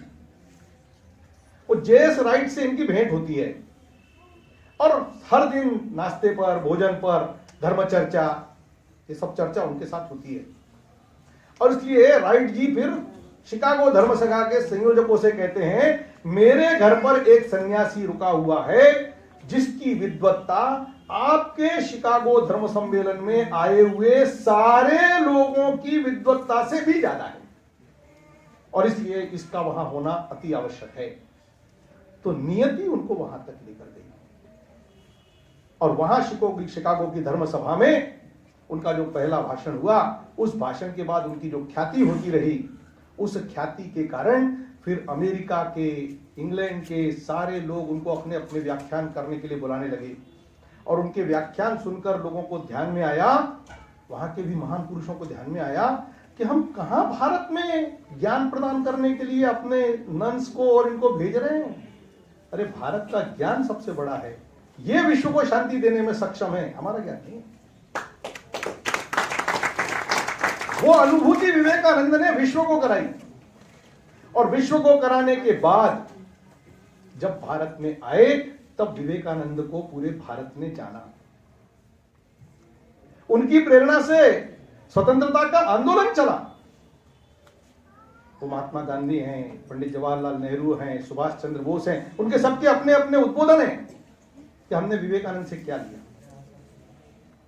क्योंकि विवेकानंद को भी 1902 में कांग्रेस के अनेक लोग पूछने गए कि आपका स्वतंत्रता में क्या भाग है, स्वतंत्रता आंदोलन के लिए आपका क्या भूमिका है, क्या सहयोग है। तो स्वामी जी का उत्तर था, जिस दिन इस देश का संपूर्ण समाज स्व में स्थित हो जाएगा, उस दिन ये अपने आप स्वतंत्र हो जाएगा। और आज भी हम कहते हैं, आ गया स्वातंत्र फिर भी चेतना आने न पाई, टल गया सर से व्यथा का भार कैसे मानेंगे हम। स्वतंत्रता तो आ गई, पर चेतना अभी भी नहीं आई। अभी भी हम अपना स्व भूलकर चल रहे हैं। अभी भी हमको अपनी स्वभाषा से प्रेम नहीं है, स्वभूषा से प्रेम नहीं है, स्व संस्कार से प्रेम नहीं है। हम हस्ताक्षर करते हैं तो अंग्रेजी में करते हैं, क्यों? हम पढ़े लिखे कहलाएंगे। हम नाम पट्टिका लगाते हैं तो अंग्रेजी में लगाते हैं, क्यों? हम पढ़े लिखे कहलाएंगे। अंग्रेजी खराब नहीं है। स्वामी विवेकानंद जी की अंग्रेजी भी उतनी ही प्रबुद्ध थी जितनी संस्कृत थी, जितनी और अनेक भाषाएं थी। उनका पढ़ने पर तो एक जो अभी कई लोगों ने प्रस्ताव रखे, तो उसमें उन्होंने जो उनके जीवन के प्रसंग बताए, उसमें का एक प्रसंग मैं सोच रहा था कोई ना कोई बताएगा, इसलिए मैं उसको डिलीट कर चुका था। वो ये था कि वो जब एक पुस्तकालय में पढ़ने गए, अपने मित्र से कहा कि पुस्तकालय से पुस्तक लाओ। वो पुस्तक लाता था, ये दूसरे दिन वापस कर देते थे। तो पुस्तकालय ने 3 दिन बाद उससे कहा कि तुम्हारे घर रुका कौन है ये बताओ। बोले क्यों? बोले या तो तुम्हें बेवकूफ बना रहा है, और या फिर दिखावा कर रहा है। बोले क्यों? बोले इतने जल्दी इतना ग्रंथ कोई पढ़ सकता है क्या? उसने आकर स्वामी जी से कह दिया कि वो लाइब्रेरियन तो ऐसा कह रहा है। विवेकानंद स्वयं चले गए और उससे जाकर पूछा कि मैंने 3 दिन में आपके ये ग्रंथ पढ़े हैं, आपको कौन से पेज से क्या पूछना है वो मेरे से पूछ सकते। उसने पूछा और आश्चर्यचकित हो गया कि उसकी खुद की उतनी ज्ञान नहीं थी, उसने खुद भी पढ़े नहीं थी पुस्तकें। वो चुप हो गया, लेकिन उसने प्रश्न किया, स्वामी जी ये संभव कैसे है? तो स्वामी जी ने जो उत्तर दिया ना, वो हम सब भी समझ सकते हैं। स्वामी जी ने कहा कि देखो बेटा, तुम जब कक्षा 1 में थे तो तुम क्या पढ़ते थे? अ अनार का, क कमल का, ख खरगोश का, यही पढ़ते थे ना। हाँ, और जब दूसरी में पढ़ गए तो क्या पढ़ने लगे? आम, मगर। जब तुम तीसरे में पहुंच गए तो तुम पढ़ने लगे मैं शाला जाता हूं। तुम पांचवी छठवीं में पहुंच गए तो तुम और आगे का पढ़ने लगे, पूरी लाइन पढ़ने लगे। मैं विद्यालय पढ़ने के लिए जाता हूं, पढ़कर मुझे अपना जीवन बनाना है और देश का भला करना है। इतना बड़ा वाक्य तुम पढ़ने लगे। इसके बाद तुमने स्टॉप लगा दिया। मैंने उसके बाद स्टॉप नहीं लगाया, मैं एक नजर में एक पेज पढ़ लेता हूं। तुम भी कर सकते हो योग से। वो योग तुमको ध्यान सिखाता है, ध्यान का केंद्रीकरण सिखाता है। वो एकाग्रता यदि तुम में आ गई तो तुम भी कर सकते हो। तो स्वामी जी ने जो भी किया वो ऐसा करके दिखाया कि तुम भी कर सकते हो। और जो अभी अभी हमारे भगत जी बता कर गए योग, वो योग वास्तव में यही है। हम सब भी अनुभव कर सकते हैं ध्यान लगाने से, एकाग्रता करने से। कई लोगों को हम देखेंगे कि उनकी एकाग्रता के कारण उनको सारे गुण आते हैं। वो एकाग्रता ही योग है। तो उसके ऊपर भी स्वामी जी के अनेक व्याख्यान हुए और विश्व को आज योग दिवस भारत ने दिया है। आज भारत सबको दे पा रहा है। क्यों दे पा रहा है? क्योंकि भारत उतना जग गया है। लेकिन अभी बहुत दूर की यात्रा पूरी करनी है। वो पूरी करनी है तो स्वामी विवेकानंद जी का जीवन केवल पढ़ना नहीं, समझना, और समझने के साथ साथ युगानुकूल शक्ति अनुसार उसे अपने जीवन में उतारना। ये यदि हमने किया तो आने वाला भविष्य भारत का है, इसमें कोई दो मत नहीं। लेकिन वो करना है तो आज की युवा पीढ़ी को करना है। और हमारी युवा पीढ़ी के साथ आज एक अच्छी बात है, हमारी युवा पीढ़ी बहुत सक्षम है, समझदार है, वो कुछ करना चाहती है, उसको मार्ग नहीं मालूम। आश्चर्य है, प्रमाणिक बता रहा हूं। हमारे प्रधानमंत्री जी ने जब कहा कि नौकरी पाने वाले नहीं, नौकरी देने वाले बनो, मेरा अनेक युवाओं से संपर्क हुआ है जिन्होंने नौकरी छोड़ दी, अपने घरों पर व्यवसाय खड़े किए, 4 लोगों को नौकरी देने वाले बन गए। कर सकता है युवा, लेकिन उसको भटकाने वाले भटकाते हैं। तू बेरोजगार है, तू बेरोजगार है, तू बेरोजगार है, वो बेरोजगार बन जाता है। हमारी वाणी वायुमंडल में घूमती है और वो वातावरण निर्माण करती है। हम सकारात्मक बोलेंगे तो वातावरण सकारात्मक बनेगा, हम नकारात्मक बोलेंगे तो वातावरण नकारात्मक बनेगा। हम सकारात्मक वातावरण निर्माण करने वाले बने। वो स्वामी जी ने कहा था 50 वर्ष के लिए सारे देवी देवताओं को भूल जाओ, केवल एक देवी देवता, केवल एक, भारत माता, भारत माता, भारत माता। ये करोगे तो भारत माता जीवित होगी और भारत माता स्वतंत्र होगी। और हम देखते हैं कि उस समय के युवाओं ने स्वीकार किया और 50 वर्ष का परिणाम 1947 में भारत को देखने को मिला। उन स्वामी जी को हमें पढ़ने की जरूरत है। उनका राजयोग आप पढ़कर देखिए, आपको बड़ी सहजता से समझ में आ जाएगा कि क्या होता है योग, क्या होती है कुंडलिनी, कैसे जागरूक होती है, कैसा ध्यान लगता है, कैसी अनुभूतियां होती हैं। उसको पढ़ते जाएंगे, समझते जाएंगे, करते जाएंगे तो ध्यान में आ जाएगा। स्वामी जी के इस जन्म दिवस पर हम सब उनके जीवन को अध्ययन करना चाहें। मेरी अपनी जितनी स्मृति है, जितना समय है, जितनी आपकी सुनने की क्षमता है, जितना हम सबको कार्यक्रम लंबा चलाने की क्षमता है, उसके आधार पर बहुत झलकियां मैंने आपको देने का प्रयास किया है। आप सब मेरे से अधिक सक्षम हैं, समर्थ हैं, बस उस राह पर चलने की जरूरत है। हम चलेंगे तो शीघ्र ही स्वामी जी का जो स्वप्न था, उन्होंने कहा था कि मैं अपने खुली आंखों से देख रहा हूं भारत माता विश्व गगन पर, विश्व पटल पर बैठी हुई पूरे विश्व का मार्गदर्शन कर रही है और संपूर्ण विश्व शांति का प्रतीक बन रहा है। उस लक्ष्य को हम प्राप्त कर सकेंगे। धन्यवाद। आप सबने सुना।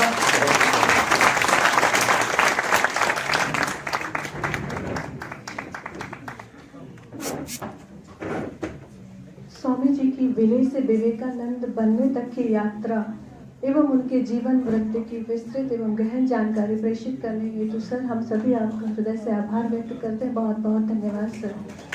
इसके पश्चात मैं अध्यक्षीय उद्बोधन हेतु श्री धर्मेश शर्मा सर को यहाँ पर सादर आमंत्रित करती हूँ कि सर आप आएँ और अपना अध्यक्ष उद्बोधन हमसे प्रेषित करें।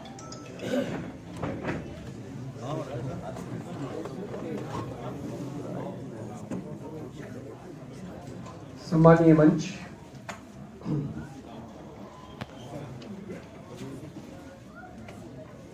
पहले स्वामी जी के चरणों में नमन करते हुए और उनकी उपस्थिति,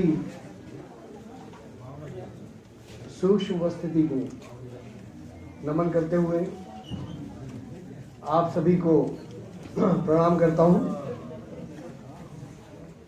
आज मंच पर आसीन हमारे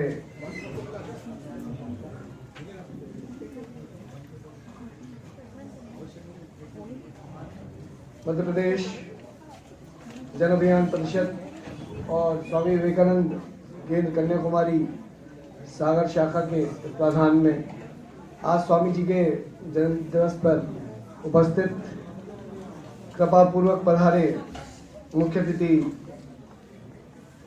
श्री दिनेश सिंह राणा जी, आज के मुख्य वक्ता जिन्होंने अपने उद्बोधन और अपने वाणी से हम सभी को भाव विभोर कर दिया, साथ साथ जागृति फैला दी, ऐसे भाई सुनील देव जी, हमारी विशेष अतिथि कार्यक्रम की बहन नीलम जी और संभाग का दायित्व संभाल रहे मध्य प्रदेश जन अभियान परिषद के श्री दिनेश उमरैया जी, उपस्थित जनसमूह विवेकानंद केंद्र के सभी कार्यकर्ता पदाधिकारी, मध्य प्रदेश जन अभियान परिषद के समस्त दायित्ववान व्यक्ति और समस्त जनसभा,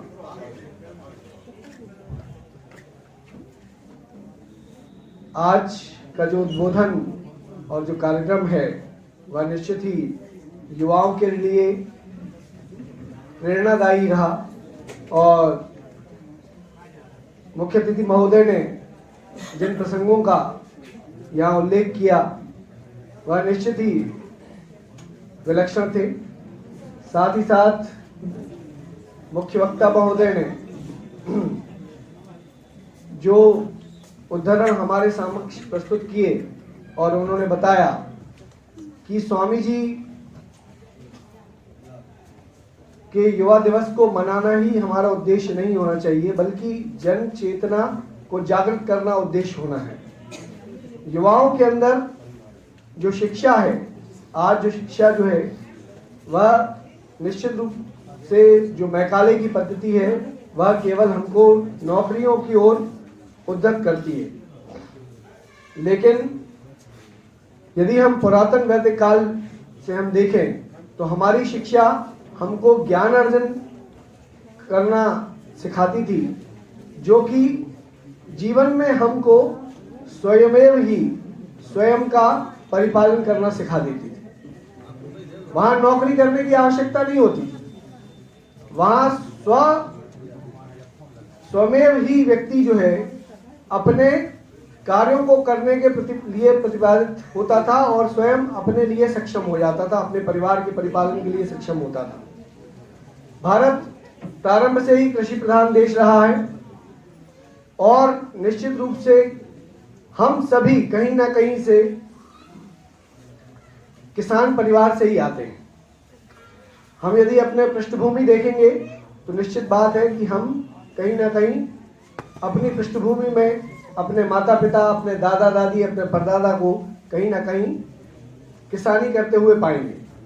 और यह जो कृषि प्रधान देश है यह वैदिक काल से अपने आप को सक्षम बनाता रहा और हमारे ऋषि मुनियों ने ऐसी शिक्षा प्रतिपादित की थी कि कोई भी व्यक्ति कहीं पर भी अपने आप को बेरोजगार समझता ही नहीं था। वह स्वयं अपने आप में सक्षम था कि वह अपने परिवार का परिपालन कर सकता था, अपने स्वयं के बलबूते पर अपना जो है जीवन यापन कर सकता था। और इस तरह की पद्धति, इस तरह का ज्ञान हमारे भारत में अभी भी व्याप्त है, बात है सिर्फ उसको खोजने की, उसको पढ़ने की और उसको अपने अंदर आत्मसात करने की। तो जो हमारे वक्ताओं ने अभी आपके समक्ष जो चित्रण प्रस्तुत किया है, यदि और कुछ नहीं तो स्वामी जी के ही वक्तव्यों को, स्वामी जी के पुस्तकों को ही पढ़ें तो निश्चित है कि कहीं ना कहीं हमको अपने जीवन जीने का सही मार्ग प्रशस्त होगा। जीवन में हम स्वयमेव कुछ कार्य करेंगे और दूसरों को भी कार्य करने के लिए सक्षम बन सकेंगे। और जैसा कि अभी हमारे मुख्य वक्ता ने कहा कि हमारे प्रधानमंत्री जी ने आह्वान किया कि आप रोजगार लेने वाले नहीं, रोजगार देने वाले बने। तो रोजगार देने वाले बनने के लिए आपको उसकी खोज करनी होगी, आपको मेहनत करनी होगी, आपको परिश्रम करना होगा, तब कहीं जाके आप दूसरों को रोजगार दे पाएंगे। यदि आप उठेंगे नहीं, जागेंगे नहीं, अपना लक्ष्य निर्धारित नहीं करेंगे तो निश्चित बात है आप कहीं पीछे रह जाएंगे। और जो इकोसिस्टम की बात अभी हमारे मुख्य वक्ता कर रहे थे कि जो इकोसिस्टम है वह हमेशा आपको ये बताता रहता है कि देश में बेरोजगारी है, आप बेरोजगार हैं। तो जैसा इकोसिस्टम कहता है वैसा हमारा वातावरण बनता जाता है और वैसा जो है हम सोचने लग जाते हैं। लेकिन यदि हम पॉजिटिव सोचेंगे, हम अच्छा सोचेंगे और सोचने के साथ साथ हम अच्छा करेंगे भी, तो निश्चित बात है हम इस भारत भूमि को पुनः गौरवान्वित करेंगे, पुनः गौरवशाली बनाएंगे और अपने देश को एक विश्व गुरु की ओर ले जाने का संकल्प जो हमने किया है, जो स्वामी जी ने किया है, वो निश्चित हम प्राप्त कर सकेंगे। इन्हीं शब्दों के साथ मैं अपनी वाणी को विराम देता हूँ। धन्यवाद। बहुत बहुत धन्यवाद सर।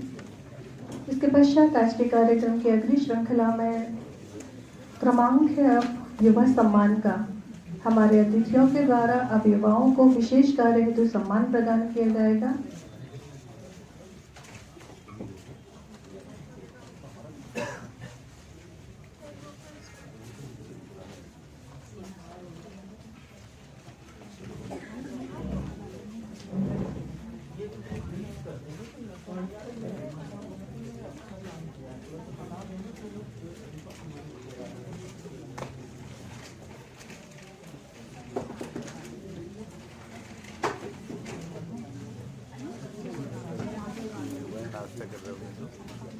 किया जा रहा है। इसमें हमारे मेंटर के रूप में आरती प्रजापति, शिवजी नाथ्या, नीरज व्यास, रश्मि ठाकुर, संदीप रैगवार जी हैं।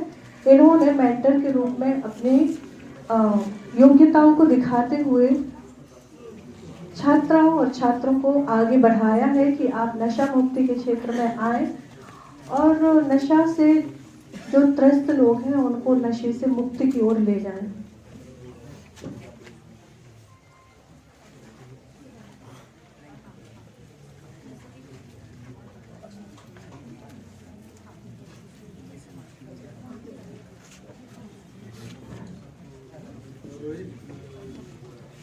मैं हमारे मंचासीन सभी अतिथियों से निवेदन करती हूँ कि आप प्रमाण पत्र प्रदान कर कविता ठाकुर जी को इस क्षेत्र में उत्कृष्ट करने हेतु सम्मान प्रदान करें। कविता ठाकुर।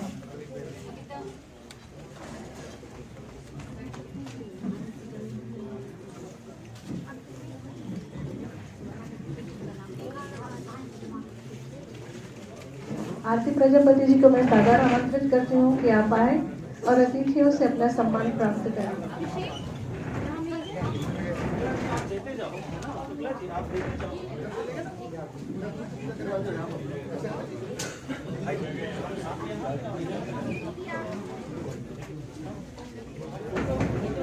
करतल ध्वनि से इनका उत्साहवर्धन करते रहिए। इन्होंने नशा मुक्ति केंद्र में उत्कृष्ट कार्य किए हैं और करवाए हैं। इसके पश्चात मैं शिवजी नाथ्या जी को आमंत्रित करना चाहती हूँ। उसके पश्चात नीरज व्यास, शिवजी नाथ्या, नीरज व्यास।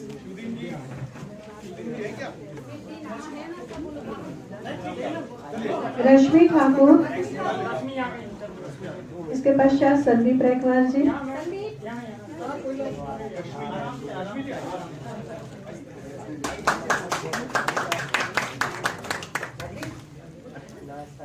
संदीप रैकवार जी,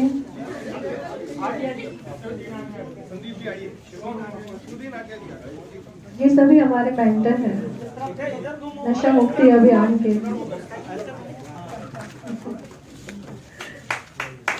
कविता ठाकुर, इसके पश्चात मैं कविता ठाकुर जी को आवाज देती हूँ। रेखा सैनी तैयार रहिए। रेखा सैनी, साक्षी पांडे, इनके बारे में थोड़ा ब्रीफ करें। साक्षी पांडे के बारे में, इनको प्रधानमंत्री ने सम्मानित किया है। साक्षी आप बता दो, अंजलि को आप बता दीजिए। अपने यहाँ जो साक्षी पांडे का स्वागत किया जा रहा है, इनको ड्रोन दीदी के नाम से भी जाना जाता है। इन्हें प्रधानमंत्री जी के द्वारा भी सम्मानित किया गया है। ये हमारी MSW की छात्रा है। मैं चाहूंगी सब लोग कपल ध्वनि से इनका स्वागत करें। इसके बाद ध्रुव,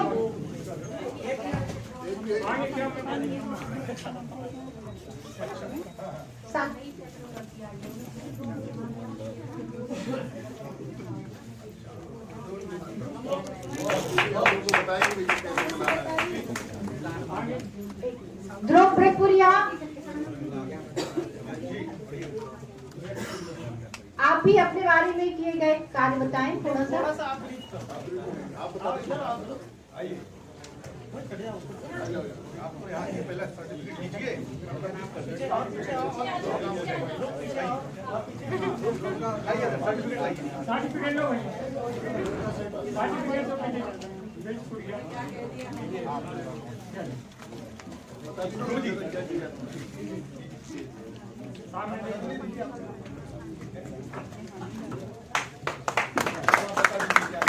वहां से जाके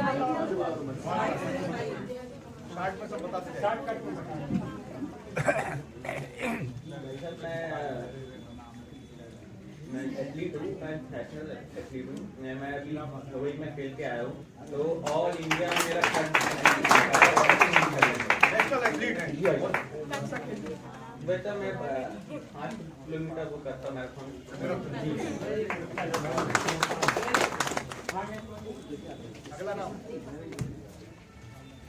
इसके पश्चात रेखा सैनी जी यहाँ पर आमंत्रित हैं। शान,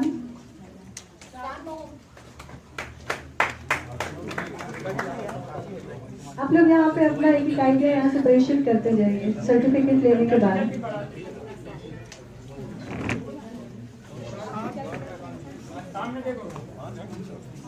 ये सभी छात्र आ रहे हैं जिन्होंने नशा मुक्ति के क्षेत्र में उत्कृष्ट कार्य किए हैं। अंजना साहू, इसके पश्चात जीवन अहिरवार, नवीन पटेल, जीवन अहिरवार,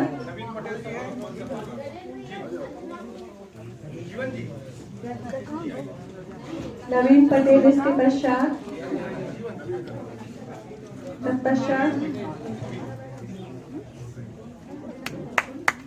मुकुल शर्मा, मुकुल जी के बाद सौरभ चौबे।